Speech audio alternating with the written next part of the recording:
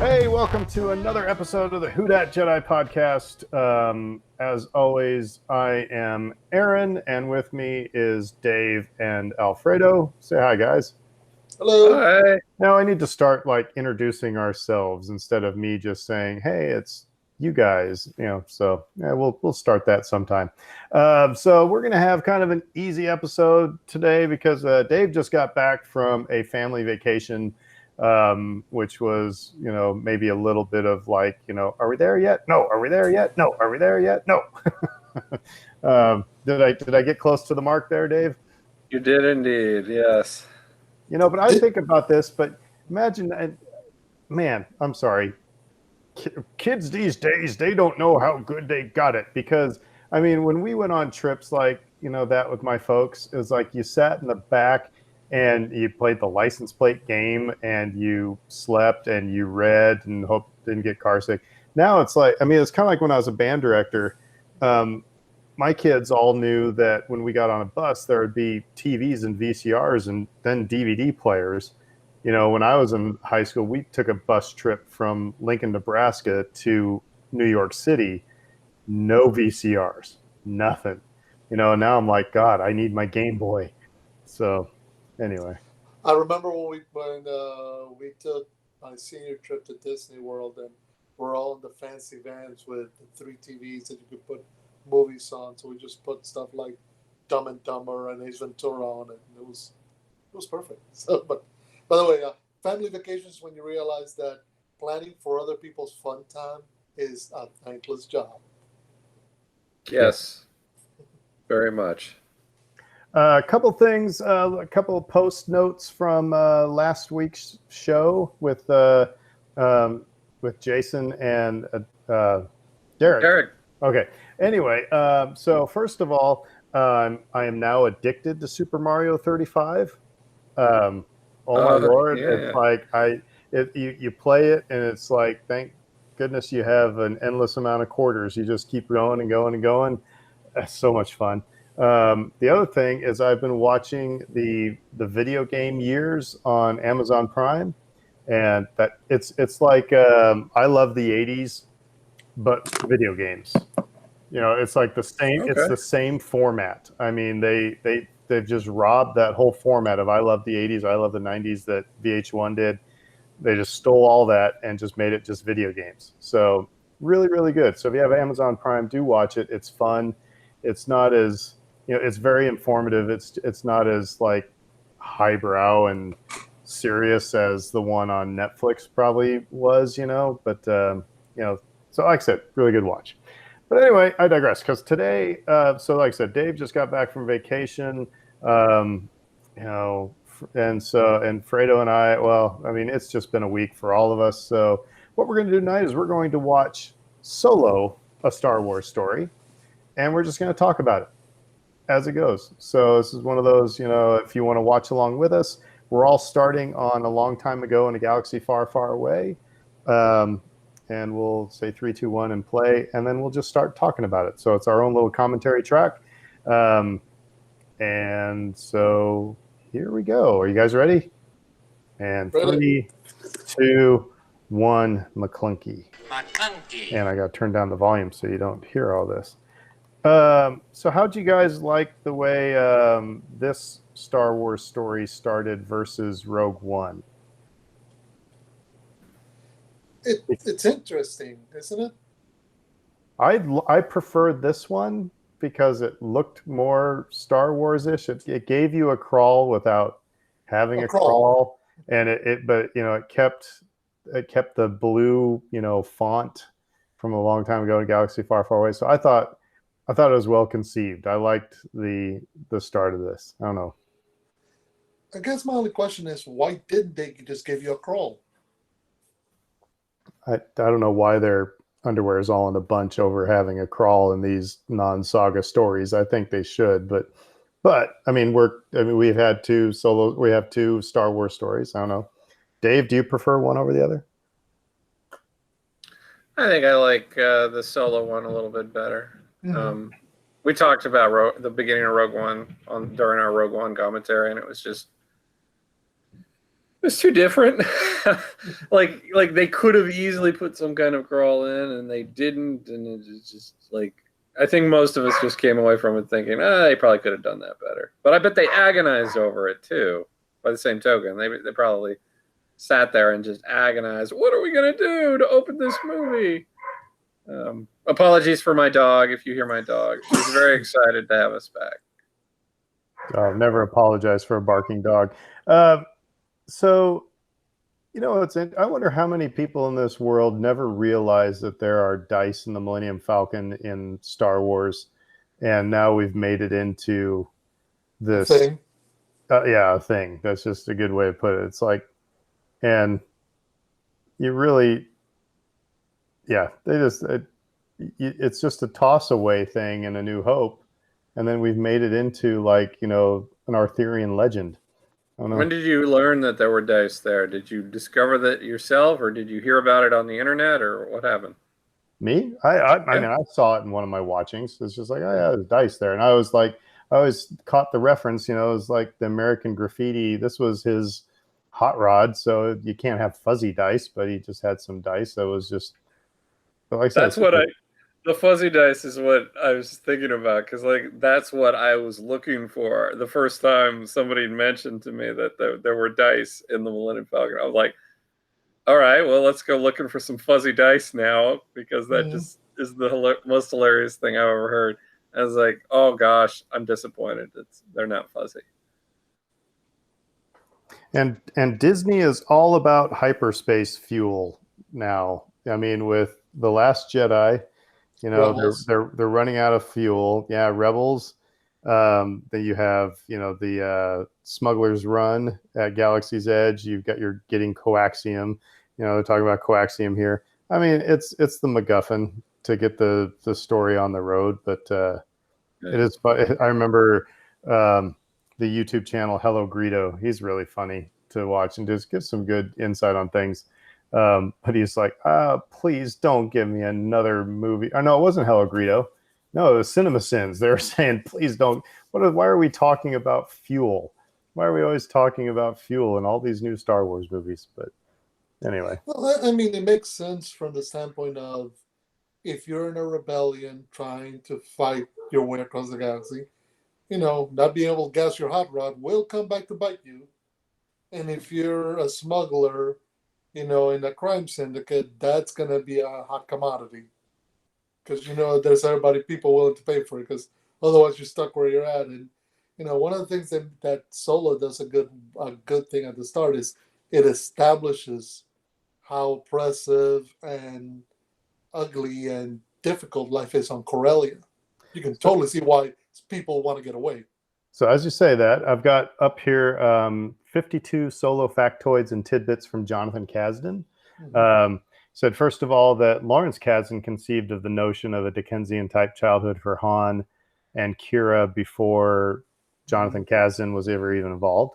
The other thing is that the white worms here, Lady Proxima, is an homage to a thoroughly mediocre Bram Stoker novel, The Lair of the White Worm. In the original script, they were not worms, but described as well-dressed vampiric albino aliens, a la David Bowie in The Hunger. So anyway, an homage to Bram Stoker.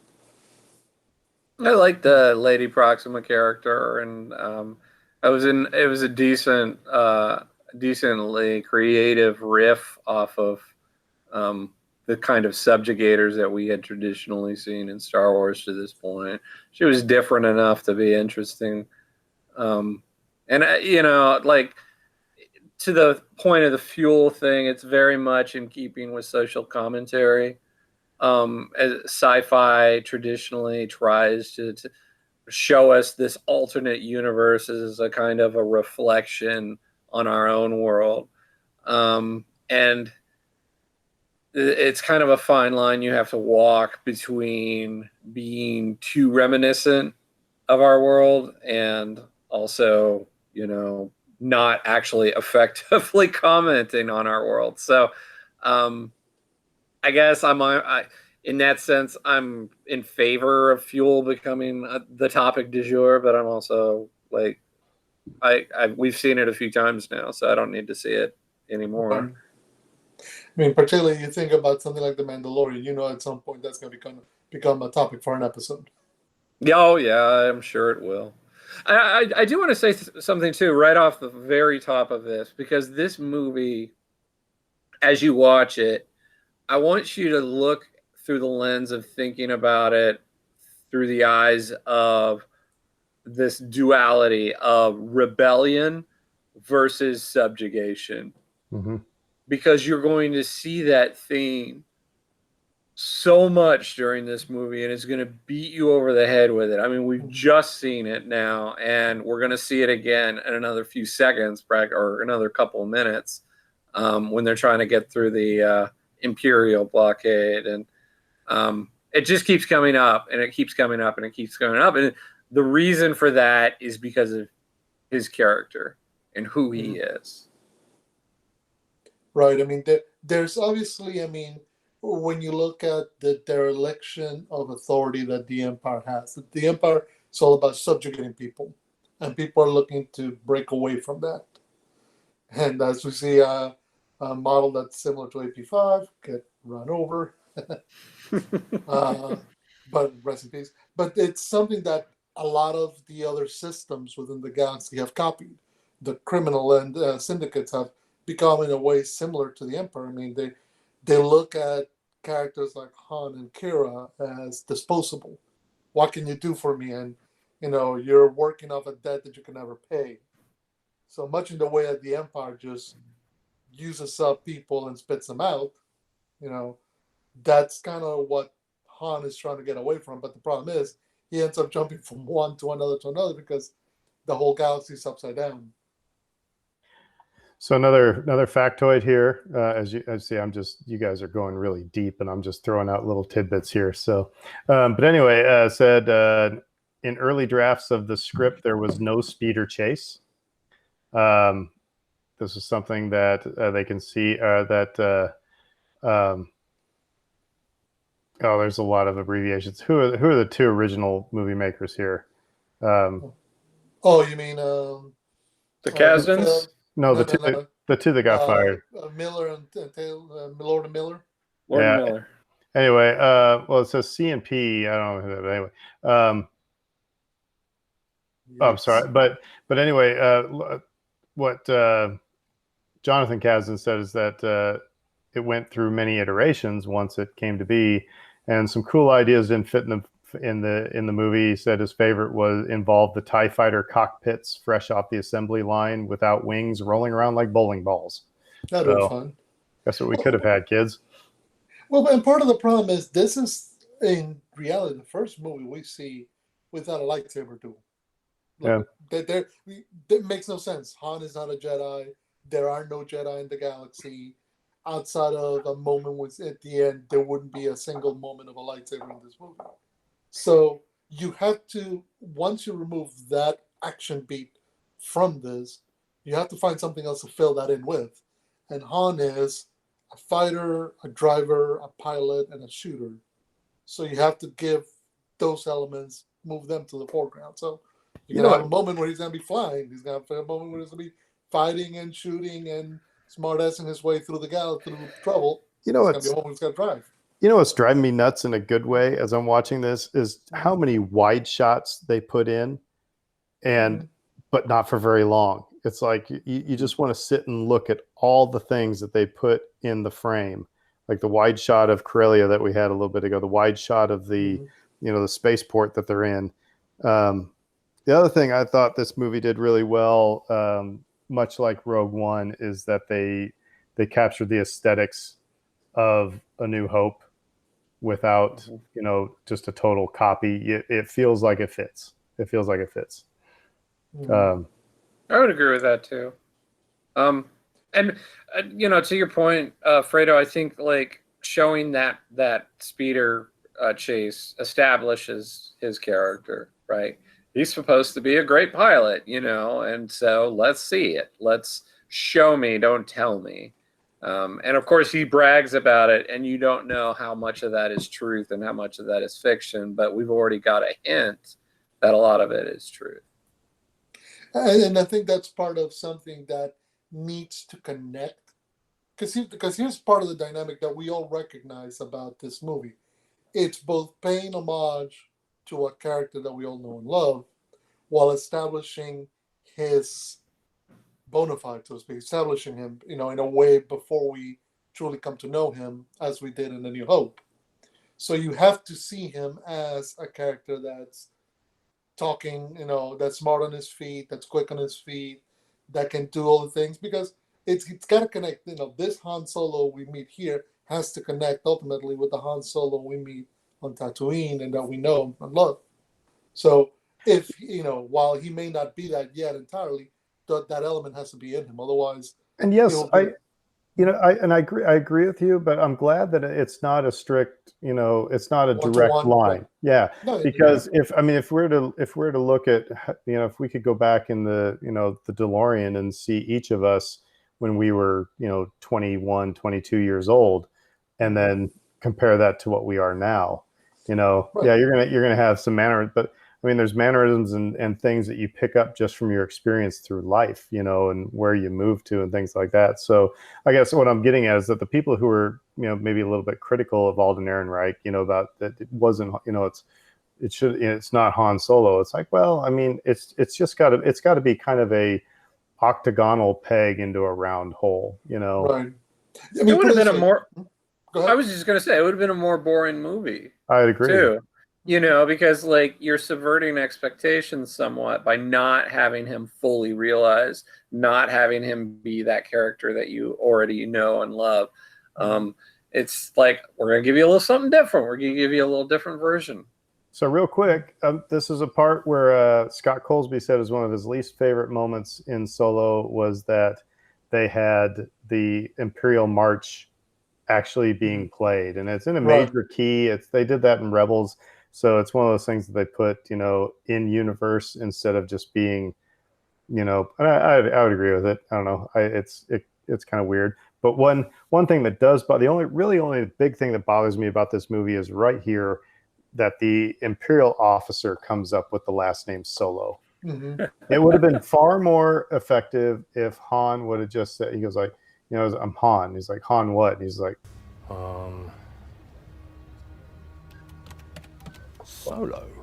Solo. Just if he would have thrown something like, I don't have anybody with me. I'm Solo. Mm-hmm. And it just seems kind of goofy for the Imperial officer to go, let's call you Solo. It's like, oh, that's how it happened? All right. You know what? It's terrible, but I love it. It's like a good terrible. It's like part of the canon now, and I just like some of the god awful dialogue in the prequels. It's like it's part of it now, and so I sort of love it for that. Like midi-chlorians. Yeah. So another tidbit from Jonathan Kasdan: we wanted Mimban to evoke Kubrick's Paths of Glory and put Han into the most hellish possible war environment. Mm-hmm. Originally, there was a fourth member of Beckett's crew, Corso, and in some shots, you can even see him. His performance was great, but given the hectic environment, it became confusing to introduce that character we were going to immediately kill off. The original logic for Corso, who was a rather large man, was that Beckett had lost his muscle and Chewie is the most useful replacement. So, anyway. Which, in a way, wouldn't have worked given that they take Han and Chewie together when they stow aboard their ship at the end. If he had lost his muscle and he needed muscle and then gone, I guess it would have been a different dynamic if they had gone to rescue Chewie. But then that doesn't necessarily hit as well as it does the fact that it's the two of them working together to get out. What Kasdan said, though, is something that it just drives my wife and I nuts about this movie, is that here's Tandy Newton and you love her, you love Val as a character and she's dead in about, 10 more minutes. Mm-hmm. You love Rio. that was a cool character as well. He's dead in about 10 more minutes. Sorry, spoiler alert, everybody. But, that just seems to be kind of par for the course again for Disney. It's like we're going to bring in these great characters and kill them off here real soon. I think in part it's trying to service the idea that Beckett has nothing and no one necessarily with him, and his losses have allowed have mounted to create a moment where he can betray Han, so to speak. What I think would have been more interesting is to see Val there when Beckett turns and tries to betray Han, because I think that would have created a more interesting dynamic for both Han and for Beckett. So it gets to a broader question just about movies in general, because we hear about this all the time. It's like, oh, I wish I would get more. I want to know more about this character. I want to know more about this situation, but it ultimately, the filmmaker is telling this story right here. And, you have to pep it along. But do you think, and it's kind of like when I was in the band, we had a guy that said, this song is too long for the CD. It's got to be at 3 minutes. If it's more than 3 minutes, people are going to turn it off. That was his rock and roll mentality. Mm-hmm. Do you think people would sit through a 3-4 hour movie if they could have, do you think they would tolerate that long of a movie so that these stories could be fleshed out more? Probably not in this case, not in this particular case. This movie was seen as completely unnecessary from the beginning and got painted with that brush by just about every reviewer, every armchair quarterback, film critic that you could find. Oh, this is a completely unnecessary story. So for those people, lengthening this movie and making it bigger, I think would have been dead on arrival. I also think, when you're making put it this way, I think adding more backstory and more opportunity for us to get to know the characters of Rogue One would have been wanted, because the bigger cast and each one has their own personality and we want to get to know them. Here, though, the story is all about Han, and every character serving the story of Han. Yeah. And Han's character is very quick-witted, fast, smart aleck, so to speak. Pondering, serious. Let's take a moment to discuss more stuff and introduce more characters. Kind of movie would have felt right. I'm sorry. Han. I'm going to interrupt you right here. The point that Alden Ehrenreich does, the point. Mm-hmm. That's a Harrison Ford point. That was that was so spot on. Yeah. I'm sorry to interrupt you, but that was. You're right. That's my one of the big praises I gave to this movie was because I was not sold on a Solo story. That was not like on my Christmas list, and I ended up totally enjoying it. And the thing I loved about it was that Han and Lando, Donald Glover and Alden, they captured the essence of those characters without doing an imitation. Mm-hmm. But there was enough of little nuances every now and again. The point was one of them. That was a Harrison Ford, straight out of Empire Strikes Back point.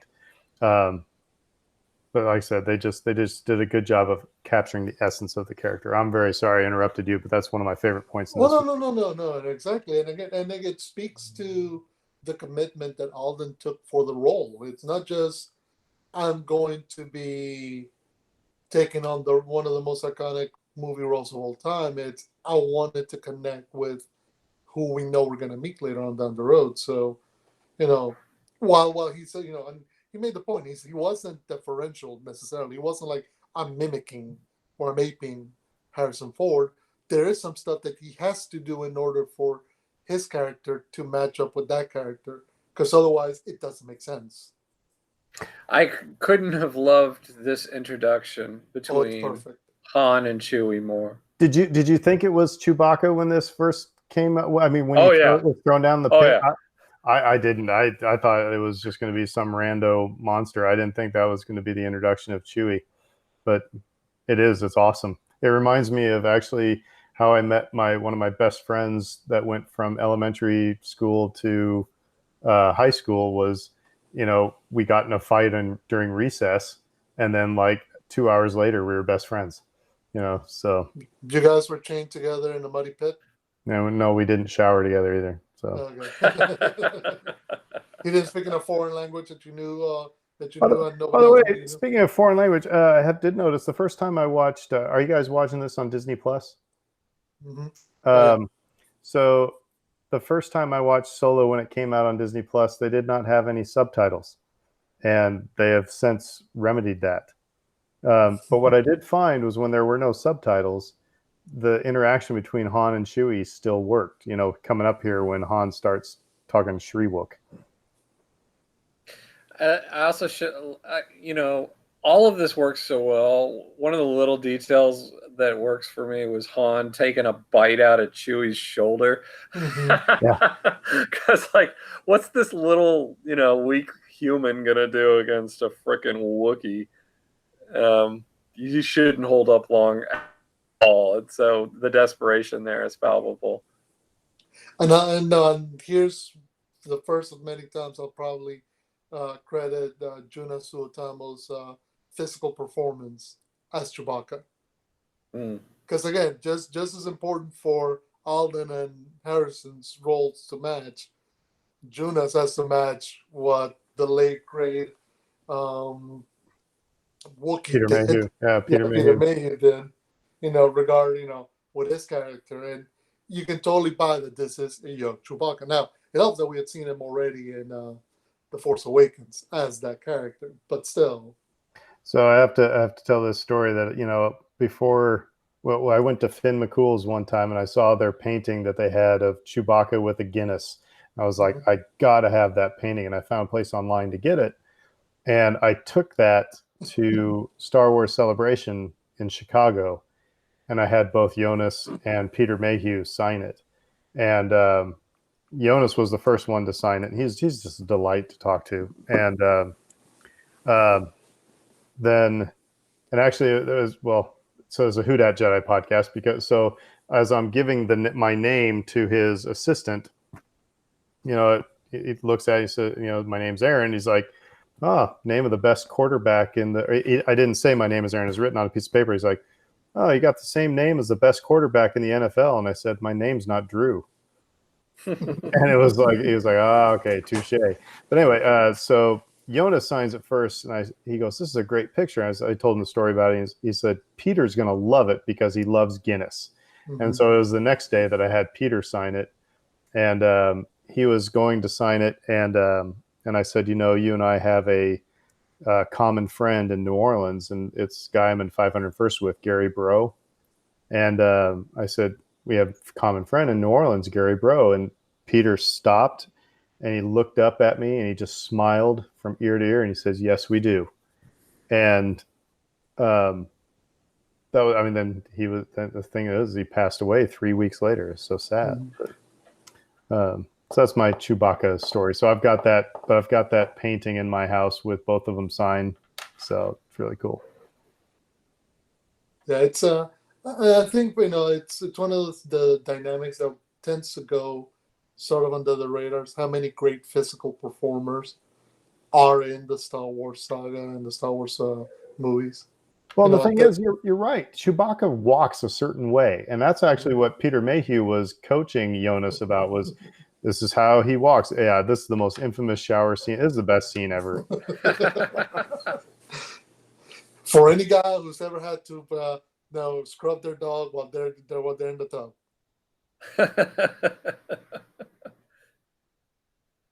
But you're right. The physical, you know, actors that what the. You know, R2D2, you know, C3PO, you know, there's a long list. Jar Jar, Sebulba, you know, it's not easy just to replicate what somebody else does. Amazing performers attached to this series. I like this little moment where they're sitting here, you know, wind blowing through their hair, talking about their futures. Yeah. It's a very private moment. You know, it's solidifying their friendship. Right, because I mean, we've only seen them being antagonistic towards one another. I love this. Well, Chewbacca, you're going to need a shorter name. I'm not going to call you that all the time.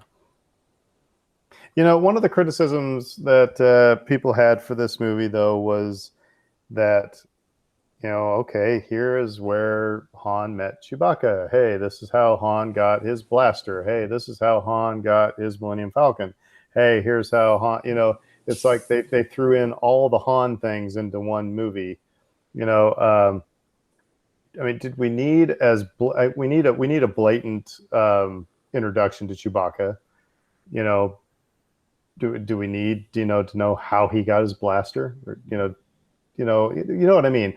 Do you think there were too many of these?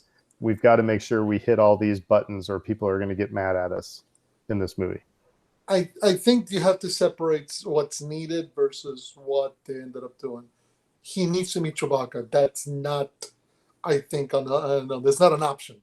You have to have this. If you're going to make a movie like this, you have to show him and Chewie together. Because otherwise, that would be the biggest. Like, if you do all the other stuff, but don't show Chewbacca in this movie, people are going to be like, well, what the heck was Chewie? Some of the other stuff, maybe it's extra, like the blaster. Because it's not like I ever thought, oh my gosh, that's Han Solo's blaster. I need to know where that came from. I figured he picked it up along the way, this isn't a lightsaber where there's some sort of connotation or family lineage to it. The Millennium Falcon, I love the fact that we got to see it because, it was hinted at. So again, and unlike say something like the blaster or something, the Falcon in many ways defines the character of Han. So you have to have it. So another interesting Kasdan tidbit here. It says, in retrospect, Tandy Newton may actually have been too good and too interesting as Val. It was always in the design of the story that Beckett would lose his trusted crew members during the Convex job gone wrong and be forced to rely on the newbies, Han and Chewie, and this would also open the door for Lando, Kira, and L3 to join the crew. But Tandy is so compelling to watch that the death of her character feels a little like a cheat. Mm-hmm. It's an odd and unexpected problem that comes with working with such amazing, compelling actors in the Star Wars universe. You just want more of them. It's kind of like in Mandalorian. It's like, Ming-Na Wen is in there, and then, she's dead. Maybe. Maybe. We didn't, we just saw her lying there. She just maybe, knocked out. What other ones did they bring in that they just, you bring in these big characters and big actors, and then they're just around for 10 seconds. Well, and I don't know if either of you guys have seen the HBO show Westworld, where Andy's also one of the leads, and she consistently knocks it out of the park in her performances. She's just mesmerizing, captivating. She gets great dialogue, and she knows what to do with it. So she gets where Val is supposed to be, where this character is. And so in many ways, she's the balance to Beckett. She's the one thing keeping Beckett from just being the world's biggest jerk, So that's why in some ways she has to go. But at the same time, getting somebody like that, first of all, you recognize why losing her would hurt Beckett. But it creates a dynamic where you're like, you wanted to see more of her, which maybe that's a good thing, maybe it's a bad thing. Yeah, I think he makes a good point too, that story-wise, it makes sense for her to die when she does. A lot of people critiqued it, at the time and since, like, gosh, why did she have to die? I didn't want her to die. I like her character. But for the story's sake, it did make sense for his crew to, take losses and for him to need to rely on some new characters because we needed to have, for the story's sake, they needed to fold Lando in some way. Well, I need characters that he's not necessarily emotionally attached to completely. Right. Beckett's never leaving Val behind. He might leave Han behind. Yeah. By the way, on another tidbit here, first of all, I thought the casting in this movie was surprisingly awesome. Tandy Newton, you can't go wrong with. Donald Glover was spot on for Lando. I was worried about Woody Harrelson just because Woody Harrelson tends to be kind of like Vince Vaughn. It's like it's always the same guy. Woody Harrelson was awesome in this role. Mm-hmm. As just this pretty, morally, bankrupt. He just got the role down pat, and I didn't feel like I was watching Cheers or White Man Can't Jump. You know what I mean? So I'm going to circle back briefly to what I talked about at the beginning, which was this idea of subjugation versus rebellion. And this is where we're going to get the introduction of the Emphasis, the character who is ultimately Han Solo's path to freedom. The last place he would expect, because she comes off immediately. She's introduced as this imposing one-note villain, swooping in, trying to steal their score, and it's just, it's kind of the last place you would look is where you would find your path ultimately. And I just think, and they really try to play this trick on you with that. If you listen to the score, her theme is so menacing and just. And it also is a woman's choir, so they're giving it away that, because when you first see it, you just kind of assume Enfys Nest is a guy, and the voice makes it sound that way too. But they're giving it away actually with the music, and it's also in a very, it's in a register that it's almost childlike as well. So that it shouldn't be surprising that as a, teenage, rebel fighter. Yeah. So when they return to that theme later in the movie, it becomes almost more angelic, whereas here it's terrifying. And I just really appreciate the work that went into that. I thought the score was really well done. Mm-hmm. Would you say better than Rogue One's? I think it's. I'm not going to say that it's. Neither one of them is to the point where I can go, oh yeah, that's this part in the movie. But I thought I can just say I thought it was really well done. Probably I like it better than Rogue One because I like later on where you get some of the asteroid chase, music. You get, so you get some callbacks to the original trilogy. I kind of dig that. Right. But like I said, that whole thing about Enfys Nest theme is I get geeked out over those things where, it's very much like there's a piece of music that we played in college where, there's this very rhythmic, it's called The Dream of Abraham. And it was about the dream that Abraham Zapruder had for months after the assassination of Kennedy. And in this piece of music, like the woodwinds are playing this very repetitive, and at one time in the rehearsal, somebody said, that sounds like Morse code. And so our tuba player took the music home. His dad was a radio man in the Navy, and they tapped out the rhythm, and it was Morse code. It was the entire press release. Dateline Dallas, 3 shots rang out. It was the whole press release of Kennedy's assassination written into the music that way. And so when they do things like this, and that's one of my criticisms of, I didn't get that as much in some of the prequels, even though it was John Williams writing it. It wasn't as operatic as, the original saga. So when they do things like that in this one, I really get geeked out over it. So sorry. But by the way, going back right quick to Enfys Nest and her crew, one of the things that I think, and this is, I don't know if it was conscious on their part or if they were just taking what was kind of in the zeitgeist. You look at the headdresses, you look at their armor, you look at how Enfys Nest and her, I don't know if it's Raiders, Marauders, whatever their crew is called, is their behavior. And it screams out to me Mad Max, the Road Warrior. It screams out to me Lord Humongous and his crew of pirates, trying to take so using that movie language, those images that are embedded in the back of our heads to kind of help you get your shortcut to go, oh, these are bad people, don't trust them. To then turn around and subvert it later on when you go, oh no, they're the good guys. And isn't that teaching us a lesson? It's like, it's the you see a young kid wearing a hoodie walking down the street towards you, and you automatically think that he's going to mug you, and it's probably Right. 99.9% chance that he's the nicest person on the planet. Right. We judge people by, the way they dress and by, the way they look all the time. Right.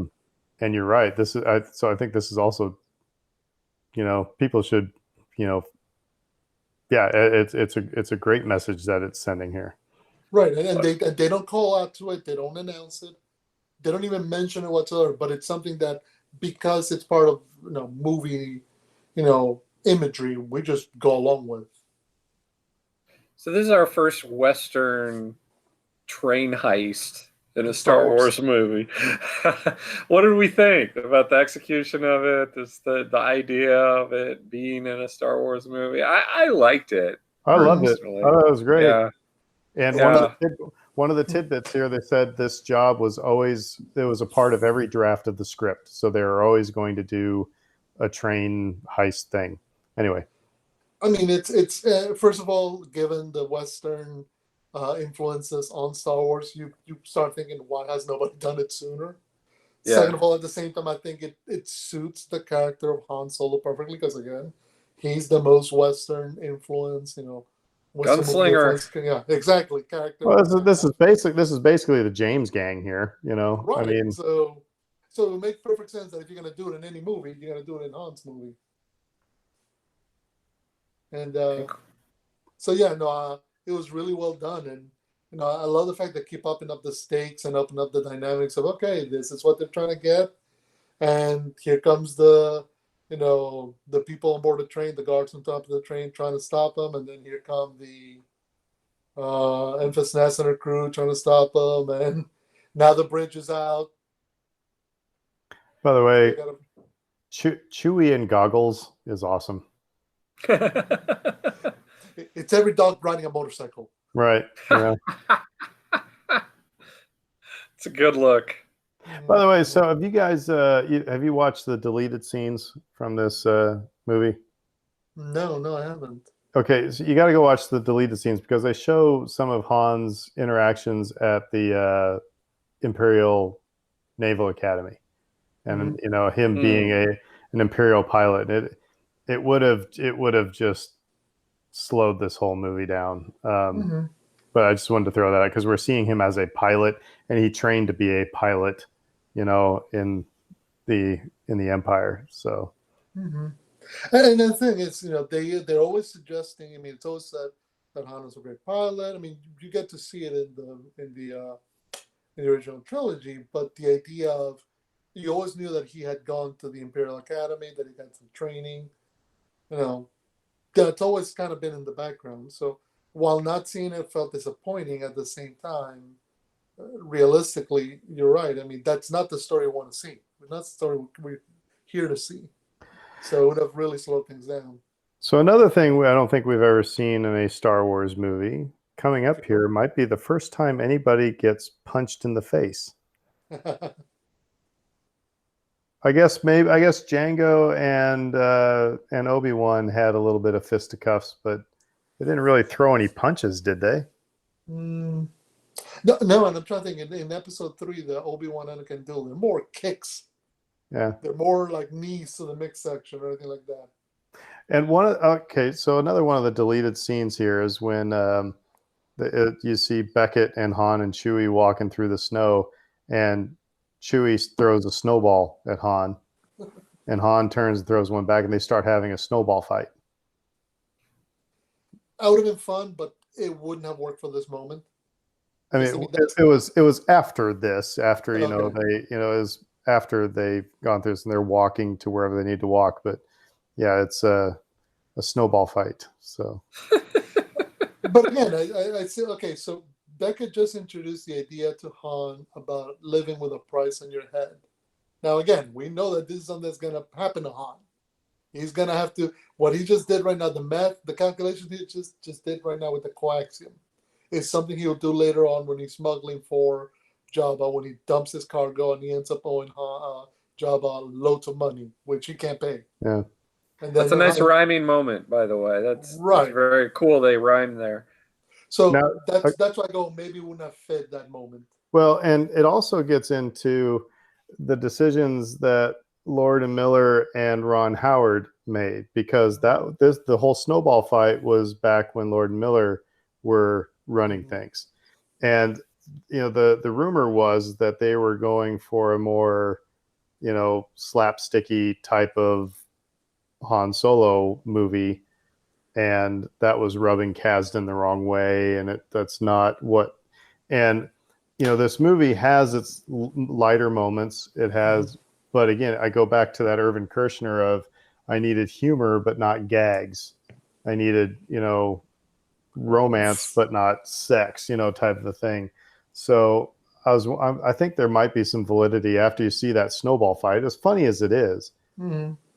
Those were some of the decisions that they were making that may have not gotten us the best Solo movie.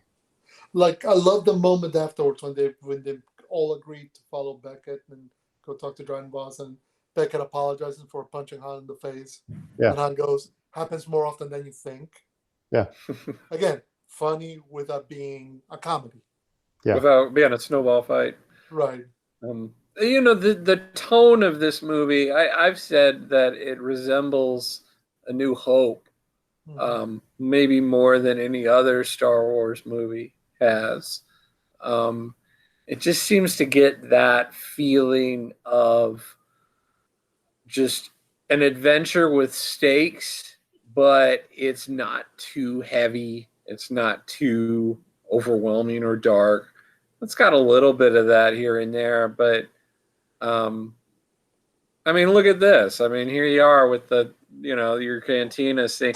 Is this the best cantina scene since the original cantina scene? Mm-hmm. Well, it's it's also Jabba's palace, right? But it's better than Jedi Rocks, But glad they had a little bit. And it's Canto Bight without being so gaudy, right? It feels right. They find a way for Han and Chewie to stick out without being obvious. So another quote from Kasdan here. It says, Paul Bettany is a man god. If you ever get a chance to work with him or even just hang out with him, seize it. He's one of the coolest people I know and not too shabby at acting. If you find yourself needing more Bettany after watching Solo, I would highly recommend revisiting Master and Commander, Far Side of the World. Yes. One of my favorite in his countless brilliant performances. So another right before it says, there was a debate surrounding how exactly Dryden would dispose of that unfortunate regional governor. Some of us really wanted him decapitated, and we actually shot a version where the head rolls across the floor. Others felt that was a little too rough for Star Wars. Yeah, and how quickly did that change by episode 9? Yeah. But no, Paul Bettany, I thought he, again, great as that gangster that it's like, he seems like such a nice guy, but he's just, evil beyond evil, Mm-hmm. So just played that up really well. And by the way, we haven't talked about Kira. Right. What Emilia Clarke. Again, I thought she. So you guys were Game of Thrones fans, yeah? Mm-hmm. I was, definitely. Still am. Did you get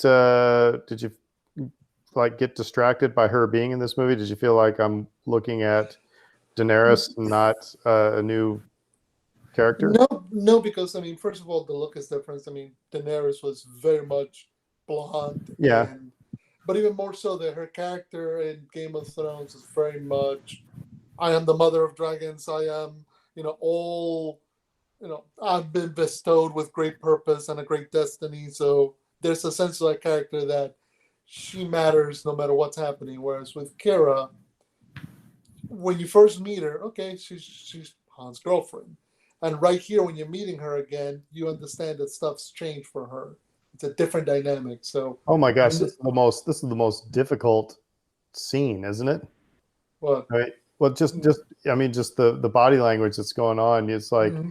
Han's like, oh my God, you're here. And she's like, oh, dude, I Yeah. got to tell you some things. No.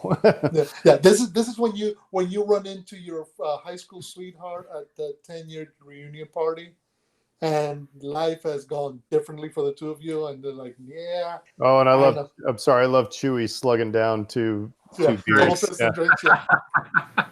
See, there again, there's the humor without being slapsticky. So, you know, Yeah. and Chewie having a Guinness beard. But anyway, go ahead, Dave. Yeah. Well, I was going to say, I think, Fredo, you had mentioned on an earlier episode that you thought this was one of the best acted movies in the whole saga. And I tend to agree with you. And I know that Alden had gotten a lot of critiques, but I also feel like Amelia had gotten critiques as well. And I can't find any real fault with anything that she does in this movie. I think people came into this movie thinking, oh, she's not as strong an actress as, you know, X, Y, and Z. Ergo, I'm not going to like her performance here. But I think she does a really good job. Well, she does great. Just watching her facial expressions change when she's trying to sell that, like, hey, everything's great, and then she gives just a quick little look like, no, it ain't. Or, you know, when she realizes that Han's working with Beckett, she has this realization that, you know, every now and again her poker face breaks, and it's perfect at communicating and it's done obviously on purpose, but it's communicates so much in this movie. One of the things that we have to, kind of acknowledge and recognize is most Star Wars movies, by and large, the majority of the characters in most of them are who they say they are. I mean, Luke is very much who he is. Leia, there is no lie to her. She presents herself in a way. This is probably the first movie of any Star Wars movie but for a few characters, everyone's duplicitous. Everyone's playing a game. Everybody's playing a con. Everybody's trying to one-up one another, and you don't know who's truly trustworthy and who's going to stab you in the back. So from Jonathan Kasdan said, the scene that we're in right now, the scene in Dryden's study in which the Kessel heist is first proposed, is one of my personal favorites in the movie. It's where Han really becomes Han in a lot of ways. The way he improvises to save their skin, and the scene felt true to the man he eventually becomes. Quote, we'll get the ship. We've already got the pilot. Felt like pure Han. So I think that is kind of an interesting point that, and by the way, I love all the little, again, this is one of those things, look in the background, because you see the idol from Raiders of the Lost Ark. There's the crystal skull from one of the Han Solo novels. There's there's Mandalorian armor, which, you know, kind of makes sense because of its Crimson Dawn, you know, and who comes in later. But anyway, no, I think that I do. I like this scene a lot. And I know that there was some discussion about whether or not the character of Dryden Voss should have been an alien, you know, an alien character, either makeup or CG, and ultimately they decided just to go with Paul Bettany and just do some makeup on his face, which I think in some ways works best in this instance, because you're asking him to act in that moment and deliver all that emotion, all that. You got to be able to see that behind the facade of niceness, there's a killer there, you know. And if you have put, say, you know, a character like Sebulba or a character, you know, like Jabba the Hutt in there, it might have gone lost, because ultimately, the character of the Dryden is the big barrier between Kira and Han. This is every time I see this scene, I think of Al Capone. I mean, you know, like watching The Untouchables or something. Very much so. But yeah, I liked when you used the word duplicitous earlier, and especially when it comes to Dryden Voss, because he plays at being very friendly and concerned with your well-being, and then he will brutally slice your jugular a second later. So, yeah, I love the fact that the plan's coming together because everybody kind of sort of knows the piece. Like Chewie mentioned Savareen, and go, oh yeah, Savareen. That's totally what we're going to do. That's how the best plans are made. Yeah. Exactly. All I need is a whiteboard. Yeah, no, you talked about Fredo a little bit earlier. It's like everybody's, trying to kind of stay one up on everybody else. This whole movie, I was trying to figure out where Kira was, where it was her line. Was she going to screw over Han in the end? Is she really, is she putting on a show the whole time? Is that? But again, that speaks to how Emilia Clarke played that role. Just with, I thought it was just really well done. That can be kind of just a trope too. So it's like, oh, this is the person. Are they going to betray you eventually? And so you sit here and you're worried about that. And I think I had the same experience on first viewing. I'm like, gosh, is she going to betray them? And it didn't really matter by the end of the story. I mean, ultimately, she kind of fell in the middle somewhere. She helped Han, kept Han alive, but maintained her loyalty to Crimson Dawn. Well, and you talk about your theme of subjugation. Total abusive relationship here between Dryden Voss and Kira. That's, when you see that right at the end there, where he's like, "This doesn't work out. I'm going to have to kill you all." It's like, so you kind of appreciate the situation she's in. Right. And of course, the crew itself, which she's now part of, but the rest of the crew, they're all in it up to their necks. They are not free. They have to do this job. They have no choice. The gun says we'll be out of options if you fail. And you're going to get to meet two new characters here who have their own sort of spin on that theme, which you have Lando, who's absolutely a slave to money.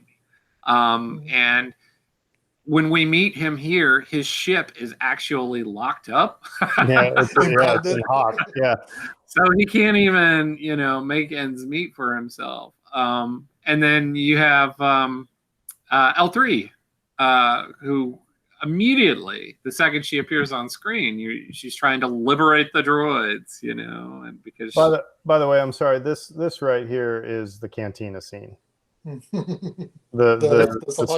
sabacc table, but it's just, again, wonderful. These are all, none of this is computer generated. These are all puppets and all, costumes and everything, and it just works.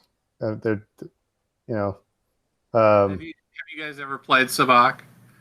No, I haven't either. Are we gonna have to learn? Maybe we should get a deck and maybe that'll be a podcast episode. Aaron, Dave, and Fredo teach themselves how to play sabacc. We'll need to get a card deck. This interaction between Lando and Han is pitch perfect. It's just, it's adversarial, but they know that each other is full of crap. It's when you've come up against don't kid a kidder. Right. It's like you've come up against an equal, really, and you're like, all right, but they both recognize it.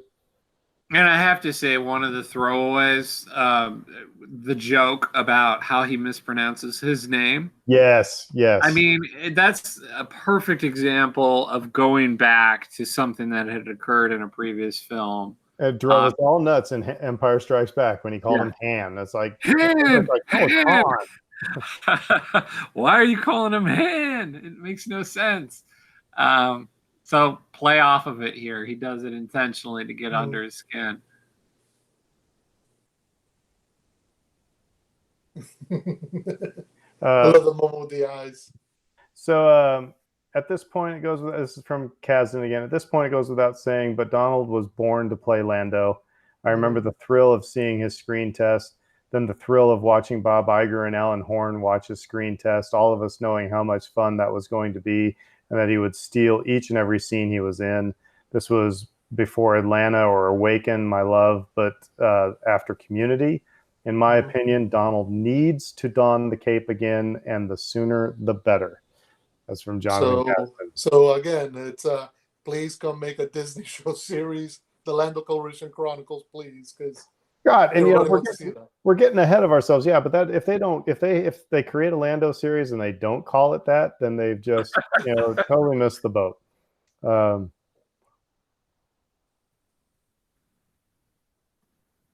Yeah, you might want to quit while you're at that. behind.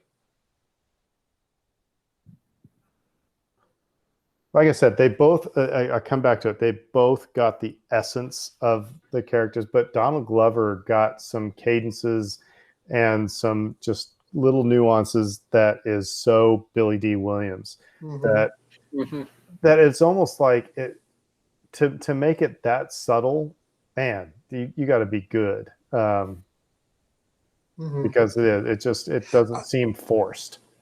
I don't think Alden spoke to Harrison about his role. I wonder if Donald spoke with Billy D about his. I don't know. All you need to do is probably just watch a lot of Colt 45 commercials and No, because if you go back and watch any stuff that Billy D did in the late 70s, early 80s, he's very much channeling all that. And here's where he cheats him out of the game. So I've given Disney and Lucasfilm a lot of grief. I think we all have for not having a plan over the last few years.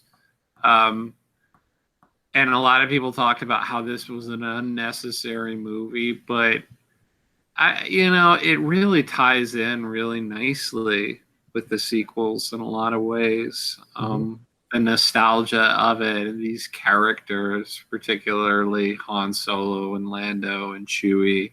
But you know what it also did was, since I caught you in a breath there, what it also did was it made Star Wars fun again. This is not a heavy Star Wars movie. Star Wars has been heavy since, really through the prequels and the sequels. This is just a fun romp, it's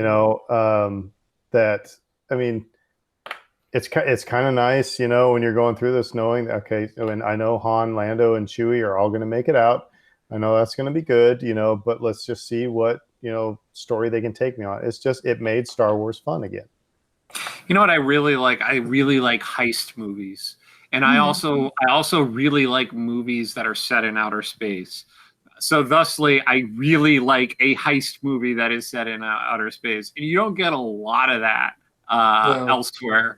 And so for me, that made this movie very worthwhile. Just, I get to watch a space heist. Okay, sign me up. Well, then you got Beckett here, who's, Lando clearly realizes that he's not going to win this fight. I mean, I've often said it. It's like when I was teaching, it's like a girl fight is the worst because they don't care how much bigger the other one is, and they will just go to town. Two guys, when they're stepping up to each other, like if I was step up to Fredo, I'd size him up and go, this guy is a lot bigger than me. So I'm just going to talk my way, just throw a couple jabs out of it with my, and then I'm going to walk away because he's going to beat my butt. That's what's going on here with Beckett and Lando. Lando sized up and he was like, okay, just a smidge out of my league. So I'm going to throw a random question here.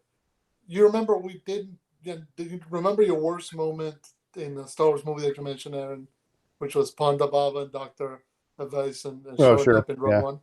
Would they have fit much better in this movie for that moment, or a moment to have those characters back would have been better here than Rogue One? I think that it wouldn't have been all that bad in Rogue One if they hadn't have just stolen the same line from beat for beat from A New Hope. It was just kind of hokey. From Kazan again, L3 was a character conceived in conversations between CNP, LK, and myself. It's interesting to see how divisive she's been in these extremely divisive and politically charged times. If you're interested in that particular conversation, there was a great piece by Spencer Kornhaber in the Atlantic, and another by Kate Gardner on the Mary Sue that illustrate different points of view and the passion people feel about Star Wars. The truth is, she actually evolved out of CM's astute observation that it was funny that the bartender at Mos Eisley objected to 3PO, considering droids seem to be the least rambunctious folk in the galaxy. So I guess I just leave that out there. I'm just going to say L3. I thought K2SO was my favorite droid. L3 is now right up there with him. I thought it was one of the best characters in this movie. Mm-hmm. No, and I think, again, it goes to something that they did really well in both Rogue One and this one. They got really great voice actors, and that one was Alan Tudyk. Here was Phoebe Waller-Bridge. And they told them exactly what it is that they needed this character to be, and they just nailed the part. Again, it goes to the idea of, and I don't know who did, whether it was completely CGI or there was some motion capture for L3, but again, there's a uniqueness to it. We've not seen a droid like her before. So her actually, it was motion capture. She wore the green suit and the hat. Yeah, so that must not have been fun, but it's the idea of we're going to give you a new and different droid. It's not going to be a copy of a copy of a copy. And I think particularly when you're trying to establish these characters, both the humanoid and the non-humanoid, anything that gives them personality goes a long way. And I can't wait to talk to Brittany Williams again about the fact that she was on our podcast previously, and she's writing a portion of a certain point of view, and she is writing L3. We mentioned it on our show last week. So something moved her to be, that's what I want to write on about Empire Strikes Back. And I can't wait to hear that story from her. So what I love most about her character is how how the other characters are impacted by her journey as well, because her journey towards freedom for droids leads to just such an emotional moment for Chewbacca on Kessel, and then through that you get even a greater intensification of his friendship with Han because of Chewie's emotional needs in that moment, and Han seeing that and recognizing that and helping him through that, and L3 makes all that possible. And again, it goes to the idea of how we've only seen her now for a few minutes. She's already told Han to get his presumptions behind of her seat, but you've already established her as a character. You know who she is, or you have some idea of her personality, of her dynamic, so that when the moment comes for the emotional beats to happen, they land. You care about her. You care about what happens to her, much in the same way that by the time we get to K2's big emotional moment, it lands, it hits like with everything when that happens.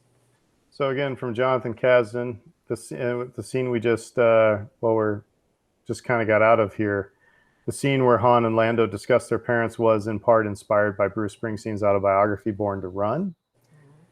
Since so many of the characters in Star Wars are orphans or the product of some great tragedy, we wanted the story of Han's parentage to hint at something more complex and less romantic.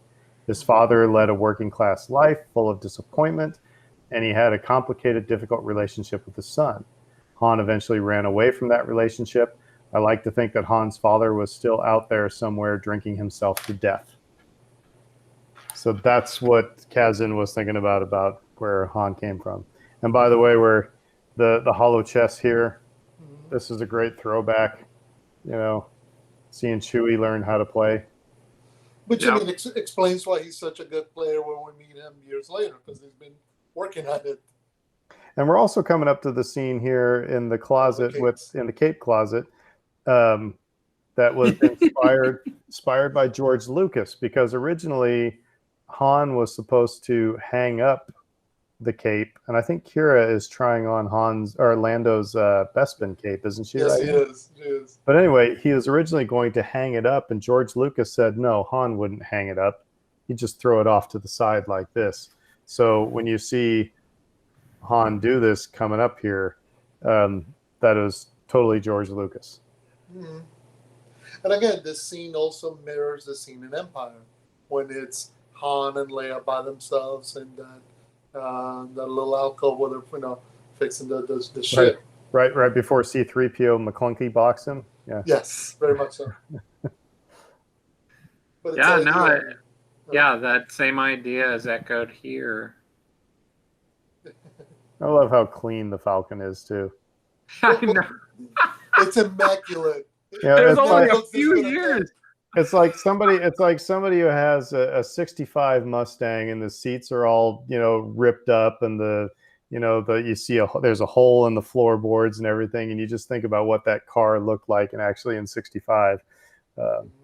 I think about that line from Guardians of the Galaxy where he talks about if you took a black light to this place, it would look like a Jackson Pollock painting, because like this ship gets so filthy.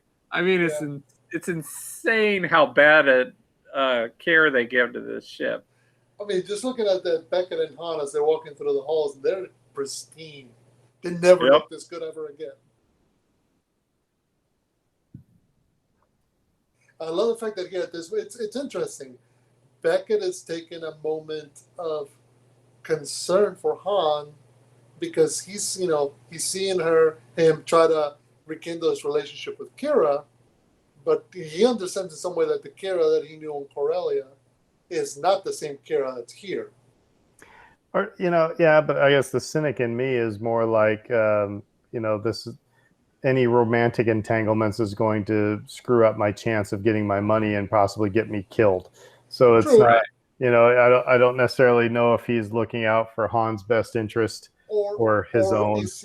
Or is he looking at it as they may form a tandem that may come back and bite me. So I need to find a way to keep them separated. I think actually it speaks to the struggle that Beckett has in this movie. He wants to be a loner, but he's attached to Val. He wants to be a loner, but he becomes attached to Han, in that mentor type of way.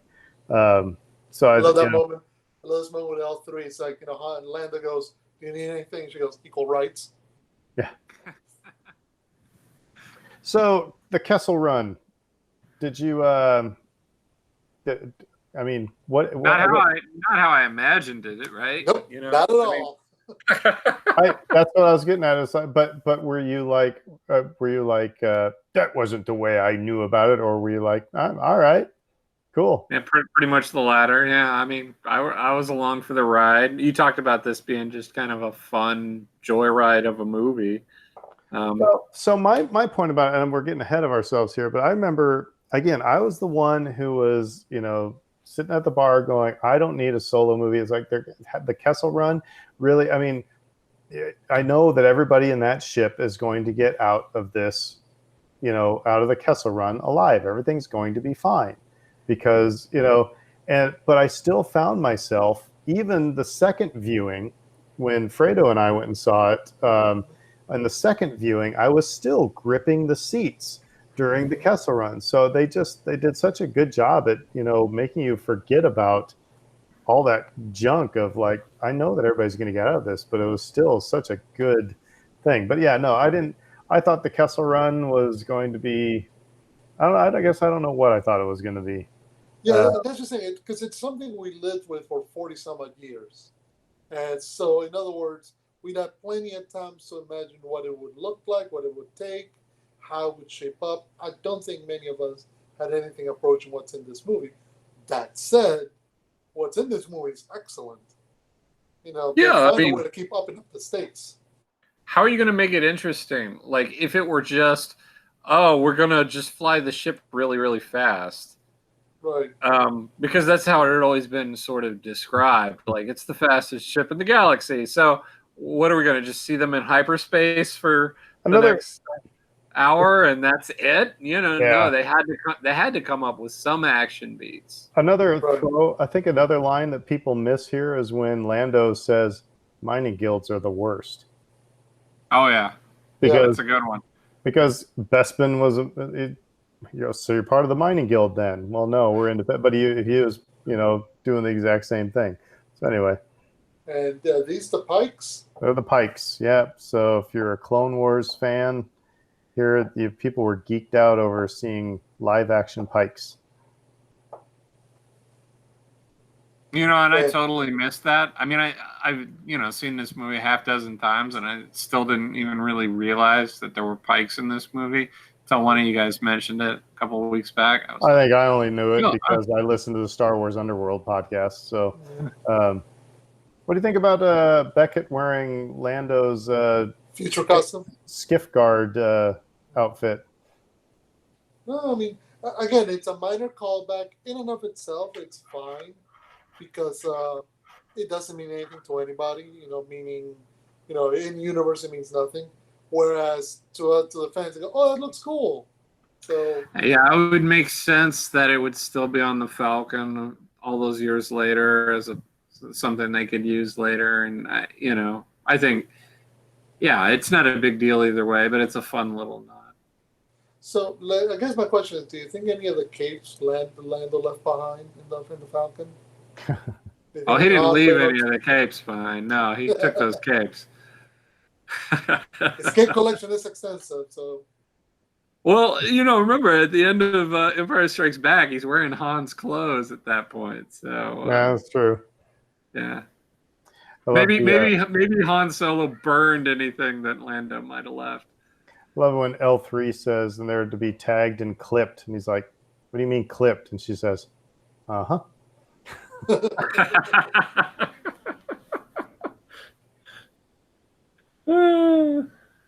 And again, L3 actually throughout this scene really is playing kind of the C3PO role of, the little one-liners that, just bring levity to a stressed situation, But the difference being that with C-3PO, when he gets to a moment that is like off-putting, he goes, he kind of panics at that moment. Whereas L3 is more like, wait, what? No. Yeah, and she gets into the fight mode here.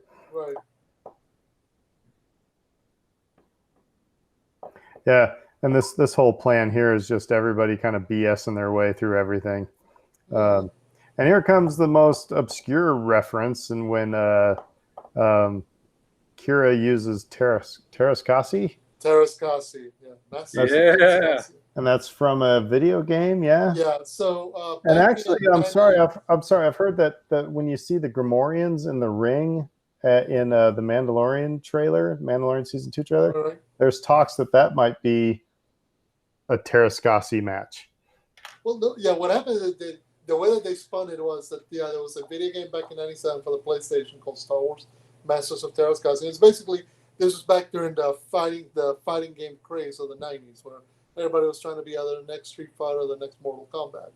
So they put all the Star Wars characters from the original trilogy in a fighting game, which, okay, so you put Han against, you put Luke against Vader. Okay, it's a lightsaber duel. Okay, but what happens when you put, Han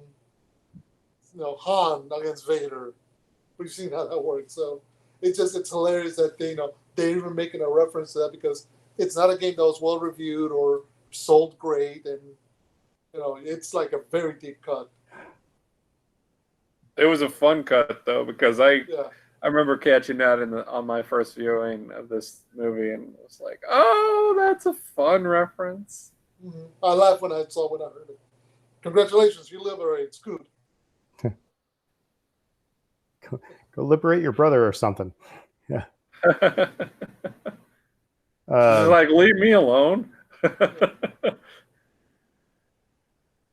Even they showed there just the monitor is that, that 2D, vector like graphics type thing. That's the way things looked on the Death Star, in A New Hope. Just some of those little attention to details I thought was cool. And in a way, I mean, And while it could be easy to kind of try to spice it up and make it nasty or new or whatever, I think by making it the way it is, it adds to the whole veracity, to the whole realism of the environments.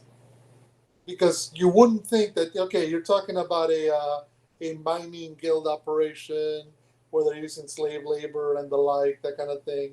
So you wouldn't look for, Star Trek style halls and monitors. It should look dingy and kind of dirty. That gonk droid like smashing the panels and stuff. That's right. I just I love this whole sequence. And they play it for laughs and like, oh, look at all the droids and the hijinks they're getting into. But then it belies the deeper themes, which this is the whole point of Han's story in this whole movie, is he's trying to find freedom.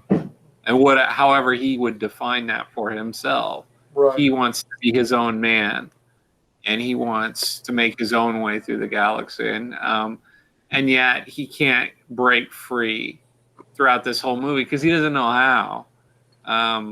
He can't figure it out. And so, here is this like reflection of that theme, where it's like, here are these other characters that are trying to achieve the same thing. All these slaves are trying to break free. The droids are trying to break free.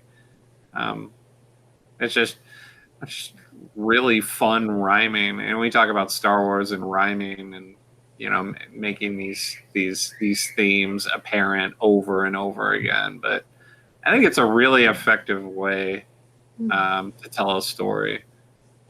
And again, I mean, it's something that's baked within the fabric of Star Wars, because the whole point of having to fight for freedom is in its essence. I mean, whether it's the grander story or the more personal stories, but fighting for how you define that freedom is also important. Sorry, Indiana Jones reference right here. Raiders of the Lost Ark, when he walks into the vault, the staff and everything, it's just perfect. Sorry to interrupt your very thoughtful conversation there. No, so I was just saying, like Dave was saying, the idea of being able to define what freedom means to you, and for Han, it's, okay, I want to have my ship and I'll be able to fly around the galaxy and do whatever I want and not get in trouble. But it's also interesting, I love this. How Han Solo is interested in himself, whereas Chewbacca is being selfless and he wants to go help the Wookiees. You know what I mean? And I think, and you see Chewbacca throughout this whole movie, you see Chewbacca shape Han as well and make him into a little bit more of a softie. And yes, Lando is a vlogger. And Han is that ally here, because he helps Chewie in that quest to help others. Yeah, he's not doing it himself. He hasn't gotten to that point yet in his development, but he is a good enough friend to his own friend that he can help him achieve what he wants. Another couple of guards just spotted me. And I love the gag where he has to like haul all that heavy crap himself through the corridors here, and it's just like, this is impossible. But nobody feels sorry for him, Yeah. He's the rascal who's gotten himself into this mess, so he has to get himself out of it. Oh, we forgot to talk about Chewbacca ripping somebody's arms off. Finally, it happened. It happened a while ago. We were deep in conversation, but we actually see Chewbacca with arms ripped off of people's bodies. It's been suggested. Well, we got to see it. The person who is leading the Wookiees to freedom is Anthony Daniels, by the way. Here coming up here pretty soon, but I will say, as great as Donald Glover is, he doesn't shoot a blaster very well. He looks kind of goofy here. because he's dodging. He's trying to duck. It just kind of looks goofy. I don't know. You get the He's little. He's also stiff, but then again, that's all right. I mean, and I guess part of it is he wasn't expecting to get into the middle of the shootout. He's a lover, not a fighter. Yeah. He is very much a lover. He's a vlogger, not a fighter. He is a vlogger. So you know what I really dug about this is that here, the guys are doing their best to hold everything off, and they're kind of in over their heads, and pretty soon Kira runs into the ship, takes off the cape, and comes running out with a bunch of grenades and saves everybody's butt. I think what Disney has done right with the Star Wars movies, and we've talked about it before. We always had Carrie Fisher, we always had Princess Leia, but she always was still kind of that damsel in distress, at least in the first movie, and then was kind of a romantic interest in the second movie. But the Disney movies have taken women to the a little bit more to the forefront and saying, we can hold our own and we can kick some butt. And I thought we had a frozen Dave for a second, but we don't. He just moved. And the death of L3 is really sad. Oh yeah, it is. And because again, she's fighting for what she believes, for her definition of freedom, and it also tells you that beneath the facade that Lando is putting on, that there is a character who cares for, and that's part of the dynamic that really at this point right now when Chewbacca says goodbye to the other Wookiees, calls them back to them, in many ways they're his tribe as much as the other Wookiees were. It threw me at first, the lack of fur on the faces, but it made sense when they explained it after the fact. Emaciated, yeah. Emaciated, working down the mines, not getting good hygiene or hair care products.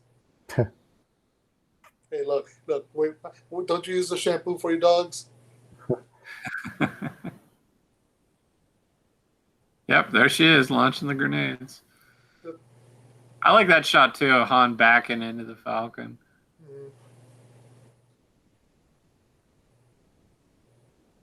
And of course, Han or Lando had to sustain an injury, so he can't fly the ship. Right. So that Han can. Yeah, and he's worried also about L3. Right. I'm sorry, were you going to say something? No, right. No. I was just going to say, no, there's the moment where he gets behind the pilot's chair, but it didn't really strike me why there were two of them until Force Awakens, when you realize you need a co-pilot in order to man the shields and all the other stuff that's needed to run the ship. At which point I went, well, how is it that so many times people get behind only one? And you're like, I mean, at that point I started thinking stuff like, okay, so when they're getting away from the Death Star, that means that Chewie's piloting and Leia's the co-pilot. So another, well, first of all, a couple Kasdan quotes here, going back to Lando's, skiff guard costume. He said, "I wish there was a special feature where you could see Beckett toss aside the armor and mask he uses as a disguise on Kessel, then just settle into a time-lapse shot of that gear lying in the closet in the Falcon for like 15 years until Lando picks it up and wears it as a disguise himself in Jabba's palace. And if you're wondering why or objecting to how interconnected the movie is with others, it's because that's the kind of nonsense I think about." So that's from Kasdan. The other one was... he said, "An Imperial blockade was something we wanted to see the burgeoning smuggler deal with. We went through many iterations of that bit as well. For a long time, the idea was that the Falcon got stuck in a tractor beam, and Han had the idea to disrupt it by removing a small amount of coaxium, putting it into Lando's mini ship, and launching the mini ship and the destroyer. We have even filmed this version, but it was incredibly time-consuming, and the Kessel Run hadn't even started yet." So originally, they weren't even going to go into the Maelstrom. It was going to be they're just caught in a tractor beam. I like this version better. I agree. Yeah. I love the fact that Han's like, look, I know these guys, they're not going to send that TIE fighter against us. And here they come. And I'm sorry, again, one of my I keep saying one of my favorite scenes. I love this coming up when, right now Chewie's in the back seat, Mm-hmm. and when finally Kira realizes, all right, you need to be sitting here, not me. It's such a pivotal moment. I love it. And we finally get confirmation on Chewie's age. Yeah, Yeah. true. I love the fact he goes, "Wait, you're gonna go into the maelstrom?" And Chewie's like, "No, don't do that." Yeah, shaking his head, no.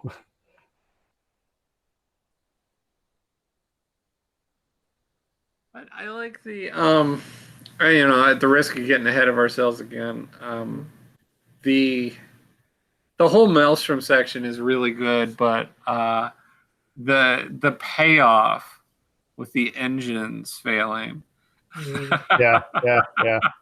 That sound. That sound. And everybody in the theater just groans. Everybody knew what happened. Yeah.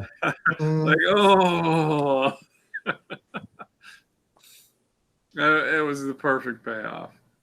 By the way, they only ever used the ventral gun, the one below, in the Disney movies. Is there ever a reason why they can never use the ones up at the top anymore? I don't know. But I love how the readouts are the same. That was all good. I mean, really, you could be looking at Mark Hamill, in the gun right now. They just did such a great job recreating these sets.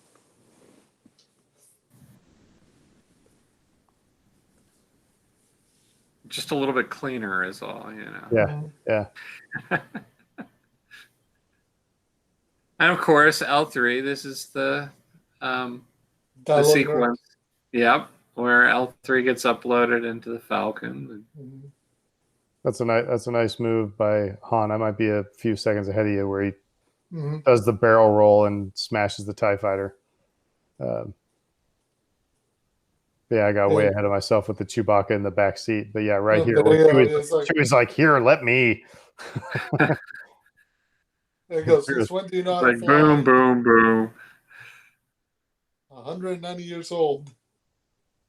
Is You that look is that great. young for a Wookiee? I I don't don't know. know. We should look that up, I guess. But right here, this is, and the music is great Yep. here. I mean, because now all's right with the world. They're in their seats.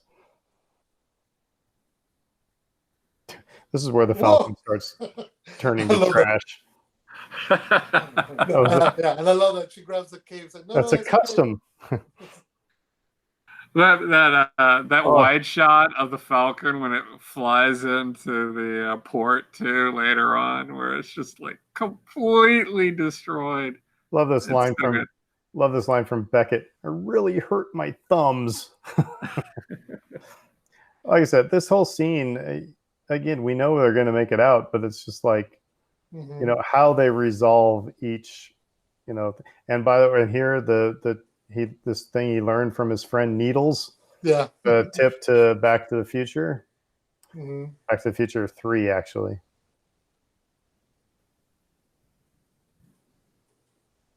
Yeah, now we're all just getting caught up in the chase scene here. But That's right. my only criticism of this whole sequence is everything is so dark that it is tough to make out really anything. And I don't know if they did that intentionally to make you feel even more on edge, because you can't really, all you see is gray and, black and. It looks like when you're red. flying through a thunderstorm. Yeah. But it's also in part to, because you've created now the expectation that the only safe passage is the one you took in.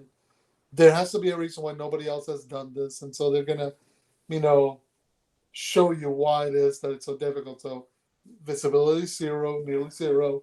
You got all this stuff flying at you at any moment's notice, and just wait till you see something coming up that might want to eat you.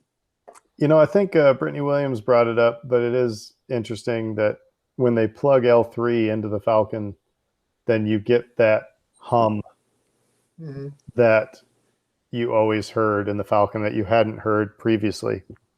But I mean, in the original trilogy, you heard that there was that characteristic hum within the Falcon, and it doesn't come in until L3 gets plugged in. So I thought that was kind of a cool choice. So from Jonathan Kazan, the creature the Falcon encounters in the Maelstrom had a long road to the screen.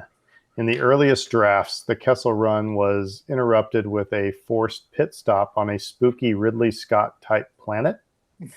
On that nameless planet, Beckett's crew encounters enormous Lovecraftian monsters that claim one of their number. When CMP got involved, they determined correctly that the pit stop would kill the momentum of the Kessel Run. Later, when working on the sequence with Ron Howard, the notion of a Lovecraftian monster returned, as we are both huge Lovecraft fans. I remember Kathleen Kennedy would go to her office and Google images, frilled sharks and giant squids for references. She loves that stuff. One thing we stumbled across while working on this was a fantastic short film teaser directed Rory Robinson called The Leviathan. You can find it on YouTube and Vimeo. It had been long rumored to be turned into a feature, and I sincerely hope it will be. The same Suma Vermeulen is another, sorry, but anyway, he's just going into all the things that went into when I'm just looking at, they just needed a space monster. But right. You know, and like one of the things that I liked about this particular sequence was like the black hole aspect of it. Yeah. Like they're trying to avoid the event horizon where you get pulled in and you die.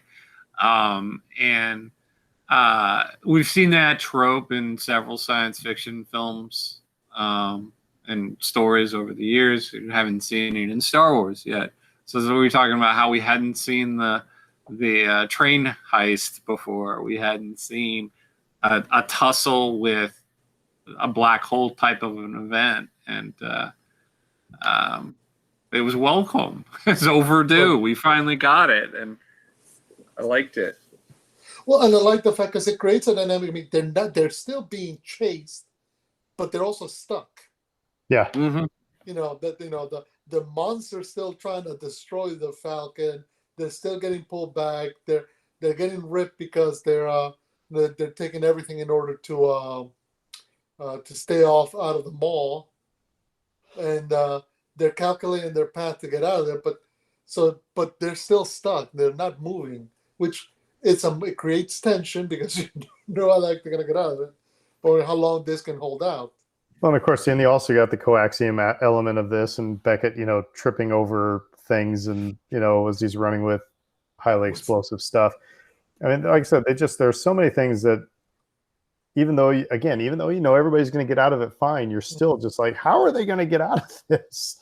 Because there's so many things just chomping at the door. And there goes the dish again. Yeah. And this all justifies the point, which was don't fly into the Maelstrom. Right. It's like they are up against it, and they're not going to survive, but by the skin of their teeth. So there's a reason why this is going to go down in legend.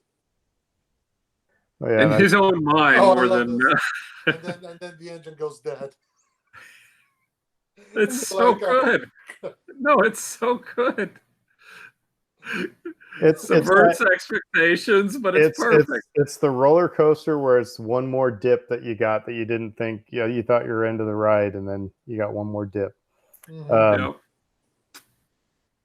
And I love it. Yeah, so they call back to the beginning of the movie when they get stuck in the shipyards with the speeder.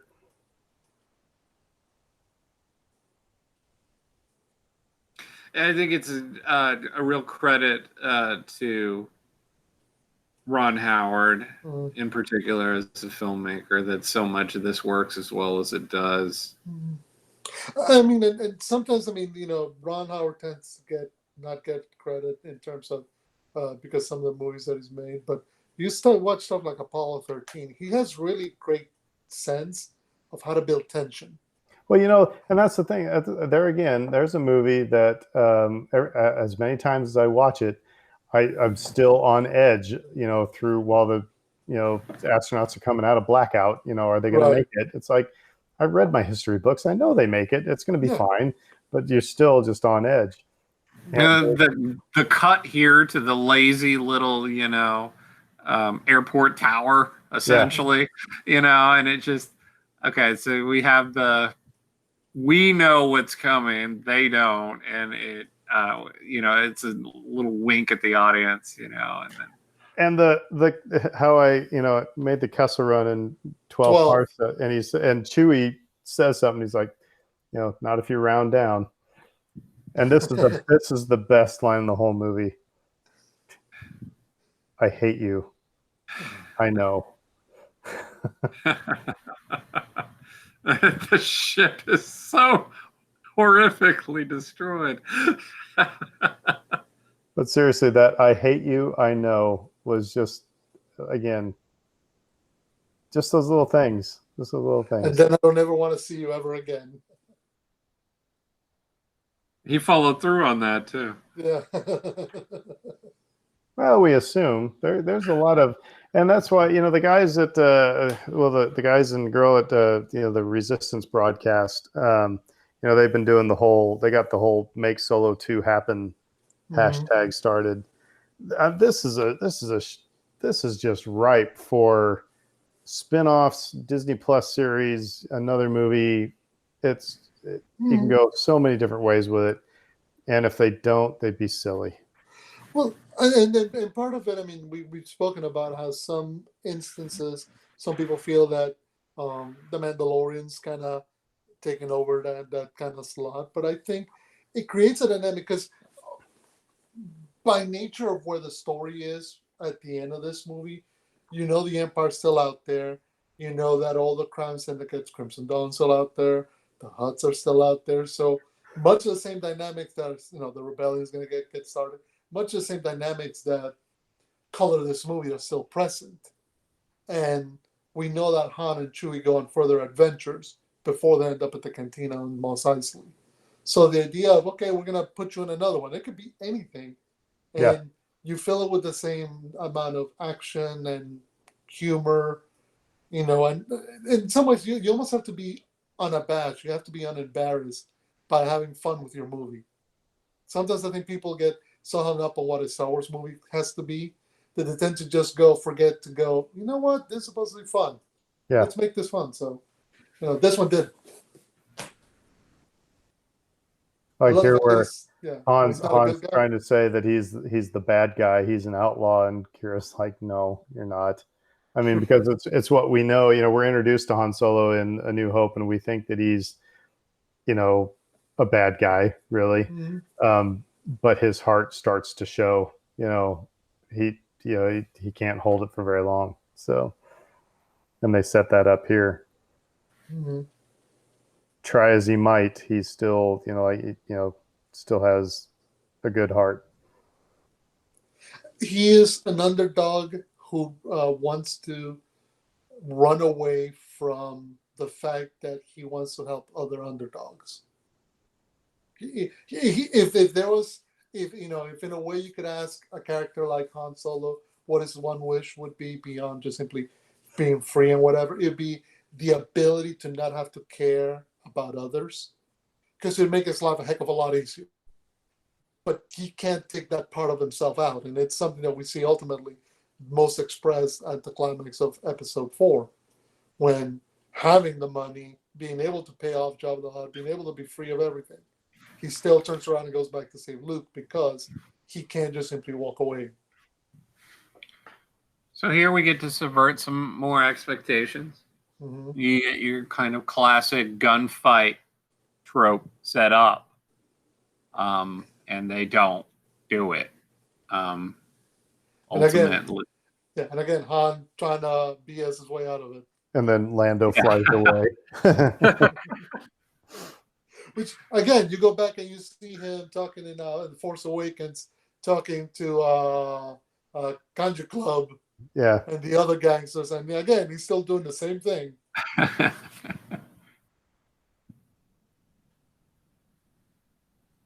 But you almost half expect them to just open fire on each other at this point and try to blow each other up, and instead that here they are, they're negotiating, and you begin to realize that you're not necessarily dealing with your actual enemy here. So I will say that in the theater, when Emphas Nest takes off her helmet right here, and they just hold on it, everybody's like looking at each other like, I was sitting there, and we hold on her for right here in this shot. I remember turning to Brittany going, are we supposed to know who this is? Because they almost make it, they play it out like everybody's going, oh my gosh, it's her. That's the way everybody's acting this. And so I thought I had did not do the summer reading or something. I'm like, is this somebody I should know who this person is? And no, it's just, we're just revealing that it's a little girl, young woman. So that this is not somebody who, after building her up throughout the entire movie as this threat, this terror, this danger, that she is all those things. I'm just saying that I think that it was a little bit overacted. Yeah. It was overacted here. So as well as the whole movie's done, it's like the camera and the way that the scene's cut tries to play it off as if she's somebody we should be aware of. Yeah. Hey kids, it's Mark Hamill. Yeah. Right. Where the whole point is we're not supposed to know who she is. That's part of the point, is she's somebody who's young and not should be doing this. We're watching a movie set in outer space with aliens all over the freaking place, and giant talking dog and everything else, and it's like, and Warwick Davis. I'm supposed to be shocked about a young girl. By the way, I'm just like, what? Sorry, Warwick Davis's character is actually Wald from episode 1, the character he played in episode 1 at the pod races. So, yep. So he joined the rebellion. Anyway, we also get a Two Tubes cameo here, right? I think it's actually his brother. Oh yeah, I remember if that's what they said. Sorry, not to out nerd you there, but I think Two Tubes' his brother. But Fredo, were you saying anything there? Oh no! I was just saying, and that's part, because that's part of talking about the galaxy as it is. I mean, somebody like Emphasis, and I love the fact that what she calls out of is not the Empire. The people who came and destroyed her planet were Crimson Dawn. Because again, it's in a place where there is no authority but force, where there is no right of law but the law of the mighty or the strongest, then characters like Dryden Voss, like Crimson Dawn, are going to rise and say, well, heck, if I'm strong enough to take what I want, I'll just take what I want. So is Han playing Beckett here? Or is it more improvisation later? You know what I mean? Because part of me is saying that he doesn't fully trust Beckett. He doesn't fully trust anybody, but he's not as naive as everybody thinks he is. But it's like, okay, he might be able to help me out here, but I should bank on the fact that he's going to screw me over. I would say, I think in part he's trying to ascertain just where Beckett is, but he can't do it by being honest. And again, it goes to the idea of none of these characters are being 100% out in the open with who they are. Their world doesn't allow them to be that. Because clearly he didn't tell Beckett his entire plan. Of course not. But then he's looking to see just what he wants to do. What's on Tatooine. I think you're right, Fredo. I think if Beckett in that moment had told him, hey, you know what? I think I'm with you. He would have said, okay, well, look, here's what I think we should do. Right. But he wasn't going to fold him into his actual plan. Right. Because until he knew what exactly was going to happen. And this is in some ways Han growing up. It's Han acknowledging that, you may like these people. These might be people you're fighting with and bleeding with and trying to stay alive with. But that doesn't mean that they are going to be on your side ultimately. It's weird. The only character, the more you talk to a character, the less trustworthy they get. Poor Chewbacca just has to carry crap everywhere. He's the muscle. Yeah, it's funny. Like he's the muscle, but he's also like completely underestimated in other facets. You know, he's a smart guy. He's been around. He's seen a lot. He understands things. But people are like, he's the muscle. Mm-hmm. Brought him into that role. But I don't want to read too much into it, but like honestly, this is part of the reason that he and Han get on as well as they do, is that Han doesn't treat him in that way. Mm-hmm. I mean, like even at just this moment, looking back at him to get his approval, like, hey, you're with us here, right? You know what's going on, so.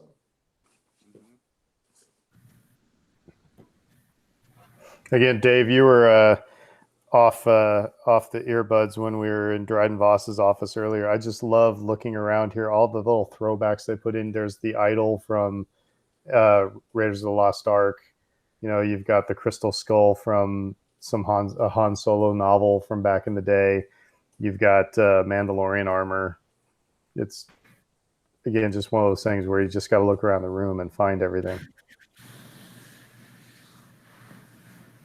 And here's where that, he's like, are you okay? Is everyone okay? And it's like, not as if he's not going to murder you in another 5 minutes once if he feels like it. So.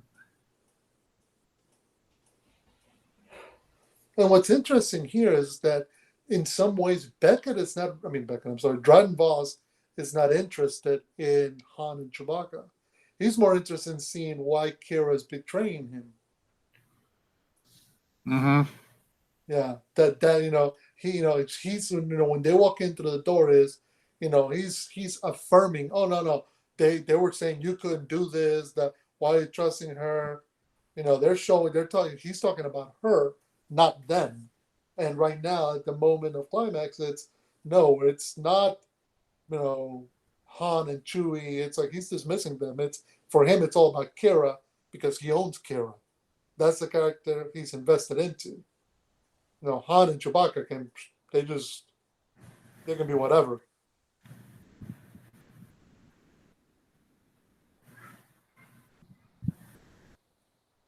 The double cross of the double cross. Right. It'll make you think this stuff's fake, and it's not. Right. And even watching it for the first time, I mean, you're thinking it's a fake, right? You get hornswoggled just with everybody else, so you're like in the middle. You're in the room with everybody. Mm-hmm. It's just so well set up. And again, more of Emilia Clarke's just facial reactions, mm-hmm. because he is, Han is dealing with somebody way above his, experience level, but.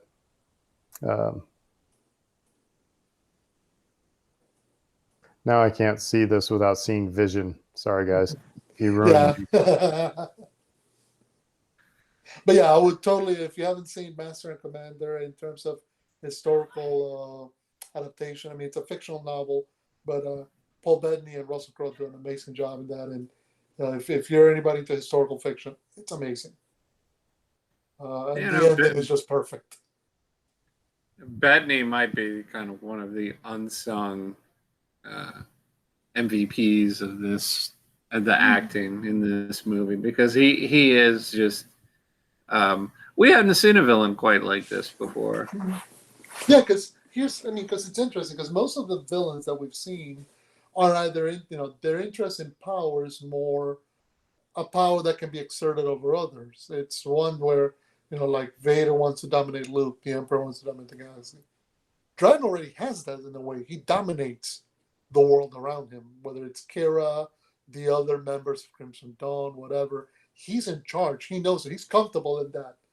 So in reality, it's more along the lines of making sure how to keep that that's his quest, is staying on top and making sure that if anybody ever threatens that position, they know that they're gonna die.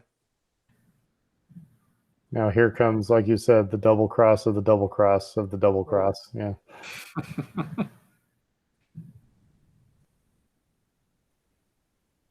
But again, what's interesting is like they know that they're probably gotten sold out, and so we have to do this. But again, here he goes back to Kira. He's most upset not with Beckett or with Han and Chewie. He's upset with the person that he trusted or that he owns. Yeah, and like Stab him in the back. you said earlier, I think the one he's invested the most into, like she's a commodity. He's invested a lot of time into grooming her. Mm-hmm. Yeah, this is one of the most uncomfortable moments in a Star Wars movie. Really, just again, this abusive element right here between Dryden Voss and Kira. That's just like, it just so oogie. But then again, as things kick in here, we see her being able to take care of business on her own. So,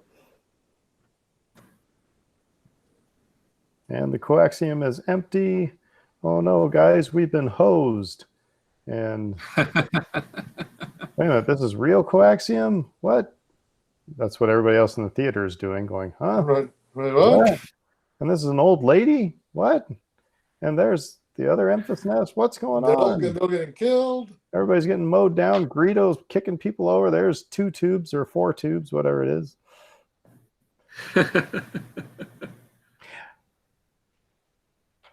And this is like when the music kicks into from that earlier theme, and now it's more triumphant and heroic and angelic than whereas before it was menacing.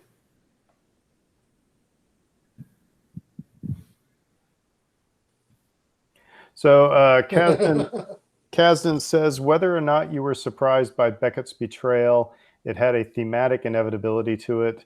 This moment was meant to rhyme with the moment in A New Hope when Han returns to save Luke during the assault on the Death Star.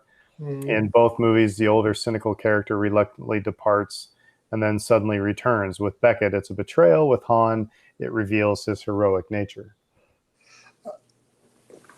And what I love is the fact that, Han is taking into account Beckett's personality.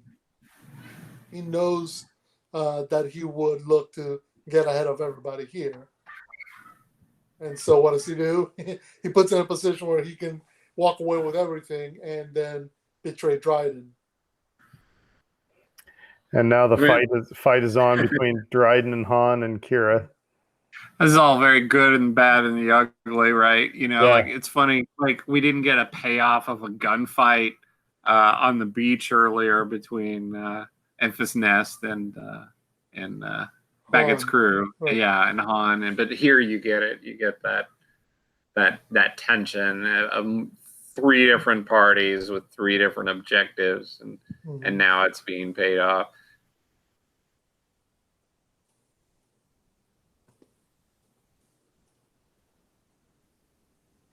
And again, his it's a different kind of weaponry / fight than what we typically see with these knives. Most of our that was something you mentioned very early in this show, Fredo, was that we're not going to have lightsabers. Right. So it's like, well, how else are we going to get those action beats? And here it's a lot more hand to hand, but with different kinds of weapons that you don't typically see in a Star Wars movie. And nobody, reading in everybody's faces, nobody knows what the other is up to. I just love it. You don't know what's. Yeah, and of course, now she's taking on Dryden. But I love the fact that she says, "Look, you taught me to find an opponent's weakness, and well, I know yours. What yours is. I Yeah. bet. And that's a good move."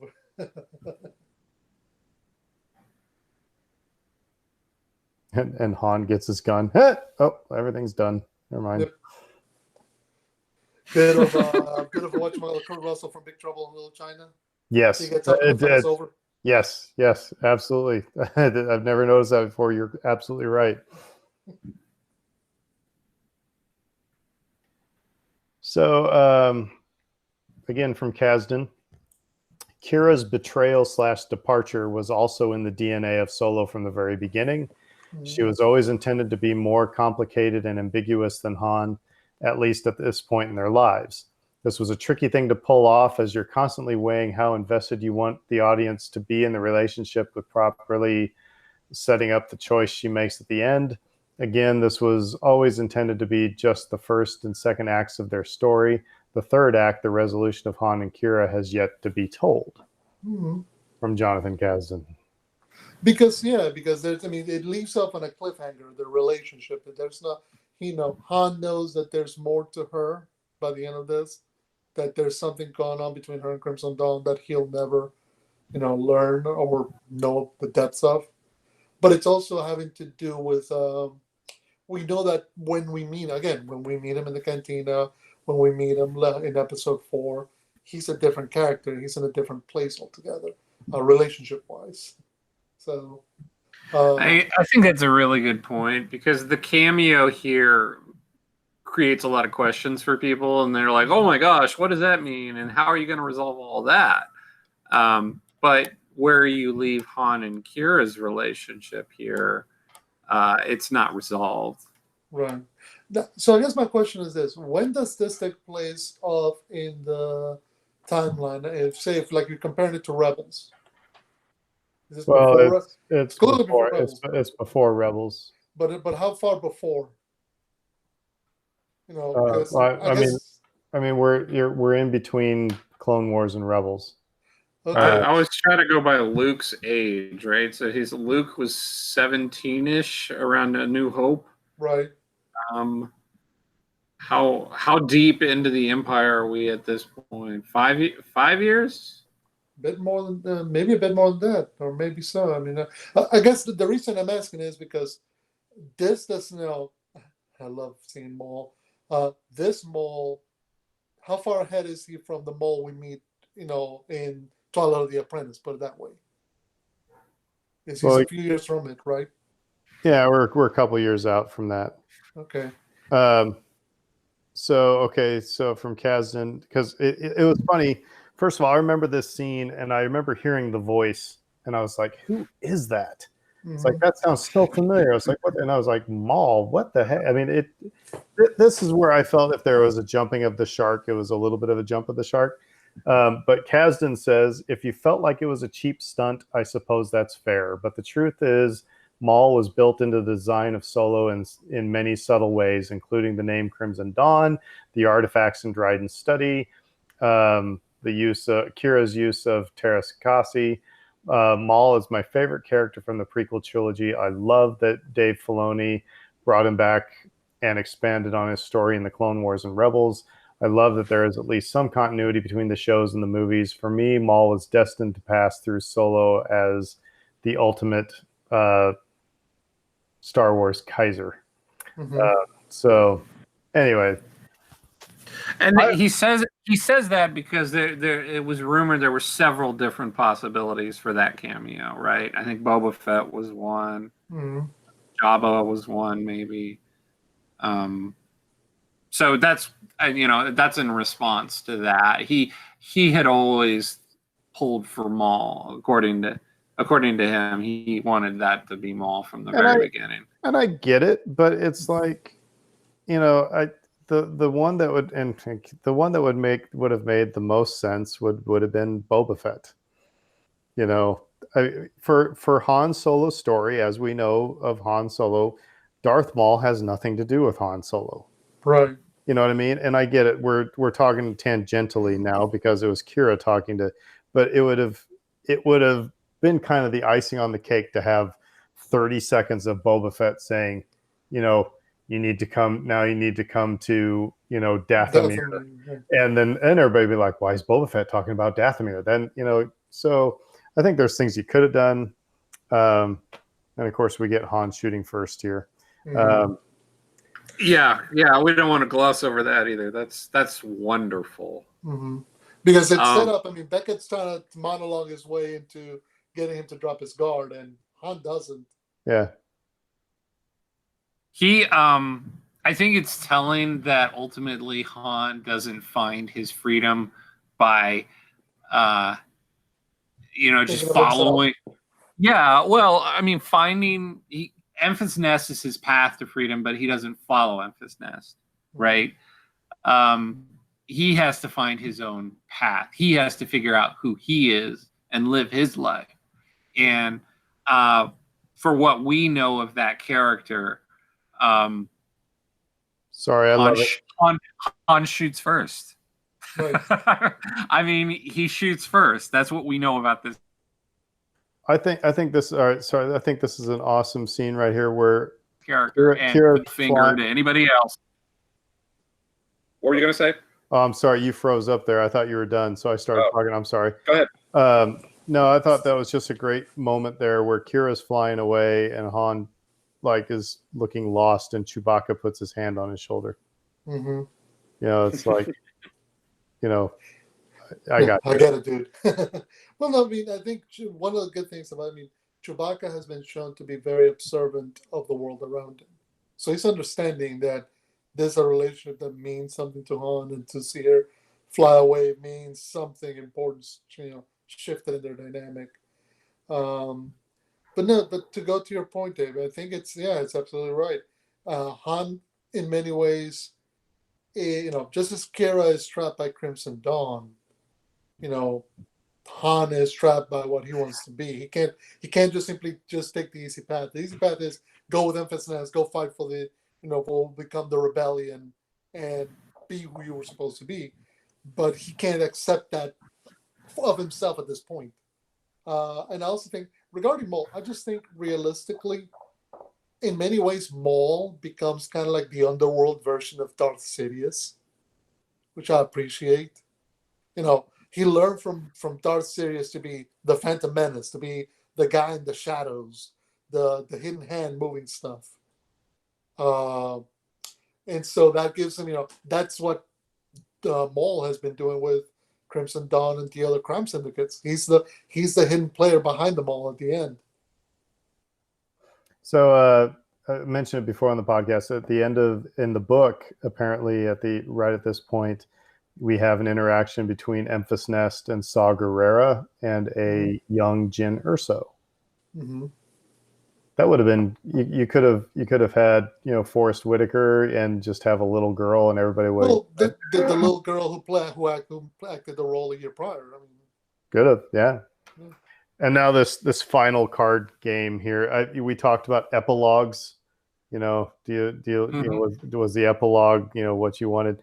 This is basically an epilogue, and it's like, because they could have ended with Han and Chewie walking away, but this is a great epilogue. Right. Because, you have to leave. They have to be the two of them in the Falcon. That has to be the way this movie ends, because that's kind of, God's in his heaven, the devil's in his hell, all's right with the world. Han and Chewie's place is the Falcon. So to have ended the movie in anything else would have been felt short. I love this moment right here when Han shows his cards to Chewbacca, and Chewbacca's like, no, I don't like that. Yeah. Right here, he goes.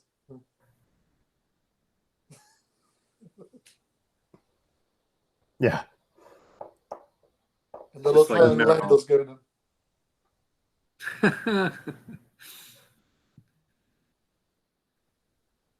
Yeah, it's the scene's probably not necessary in the sense that you could.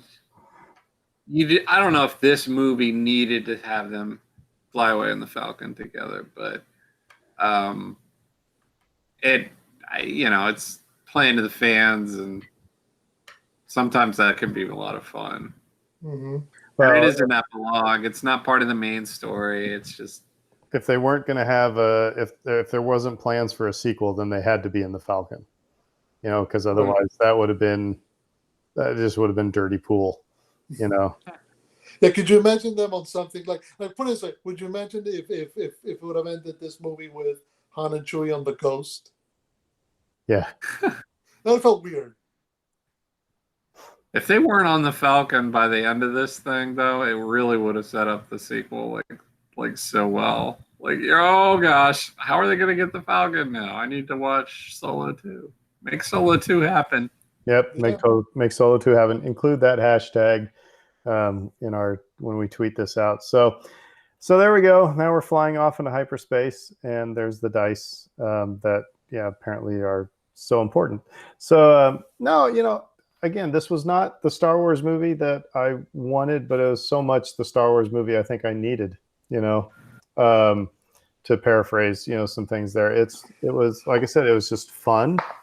It was because it comes at a moment after we've gotten Force Awakens, which had that really, you know, hard-hitting ending when Han dies, gets killed by some kid, followed by Rogue One, which is, you know, has that hard-hitting ending where everybody dies. Yeah, Rogue One, everybody dies. Yeah. So to have a Star Wars movie Last Jedi. and The Last Jedi where Luke dies, it's like, okay, can we get a Star Wars story where, you know, the good guys kind of make it out all right? But yeah, so no, it was, like I said, I think and every time I watch it, I enjoy it more. So it's, and I do hope that there is some sort of sequel at some point. So any last thoughts before we wrap this up? Everybody's been watching the movie with us. Go ahead, Dave. I just I love the deeper thoughts and themes that go into a movie like this, because it's like, if you think about it, when they decided we got to make a Han Solo movie, it's like, well, okay. Again, a lot of people were like, well, I didn't ask for that. What's the point? What's the point of a Han Solo movie? Well, the point of a Han Solo movie is to talk about these ideas of rebellion. And again, can you get any more Star Wars than that? That's what it has always been about. It's always been about rebellion. And that character has always been about rebellion. The ultimate bad boy, you know, walking his own way. Not necessarily doing what the good guys want him to do. The movie about him had to go down this direction, I feel, and I'm so glad that it did. They could have taken this in 50 different directions, like you said, Aaron. It could have been slapsticky. It could have been silly. You know, you don't necessarily have to do those things. You can still make a fun movie, a Star Wars type of movie, and address some of these deeper themes at the same time. So I'll always be very thankful for the movie, the final product that we got here. I have no idea what we would have gotten if they hadn't have changed directors and hadn't have made some of the changes that they did. But I'm really, really pleased with what we ended up with. It's a great movie. Yeah, I'll concur with everything you said. Sometimes I think we get too caught up in some of the stories we think we want to see told, that we don't leave room for stuff to come around and surprise us. And when everybody said, well, I don't need to know where Han Solo came from. I know where Han Solo came from. It's like, yeah, in some ways there is something to the mystique of you just met him at the cantina in Mos Eisley.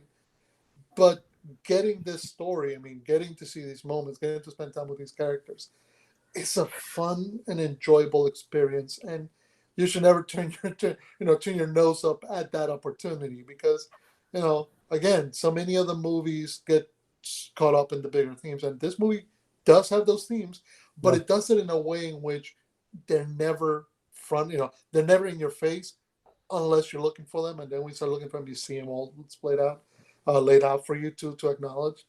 But you know, given an opportunity to something that you didn't think you'd like, and then you try and go, wow, it's fun, and I'm enjoying this, and I want to see more of this. You know, I hope that more people are willing to do that, particularly for, you know, properties like Star Wars, where we think we're so adamant that we know exactly what it is that we want to say. Give me more of this. Don't give me that. And it's surprising when stuff comes out and you go like, oh wow, this was not what I wanted, but it's good. So let us know what you think about Solo, and you can find us on Twitter and on Facebook, and each of our individual Twitter accounts, or on the Who Dat Jedi podcast Twitter account. And as always, you can get us on Podbean, Apple Podcasts, Google Podcasts. But let us know what you think about the Solo movie, and you can talk to us at any time about anything Star Wars or Saints. We got a bye week, so that's good. We need some rest, and people quit fighting and things like that. So, but we will still give a hearty Who Dat. Who dat? Who dat? And you guys have a great week. We will see you next time. McConkey.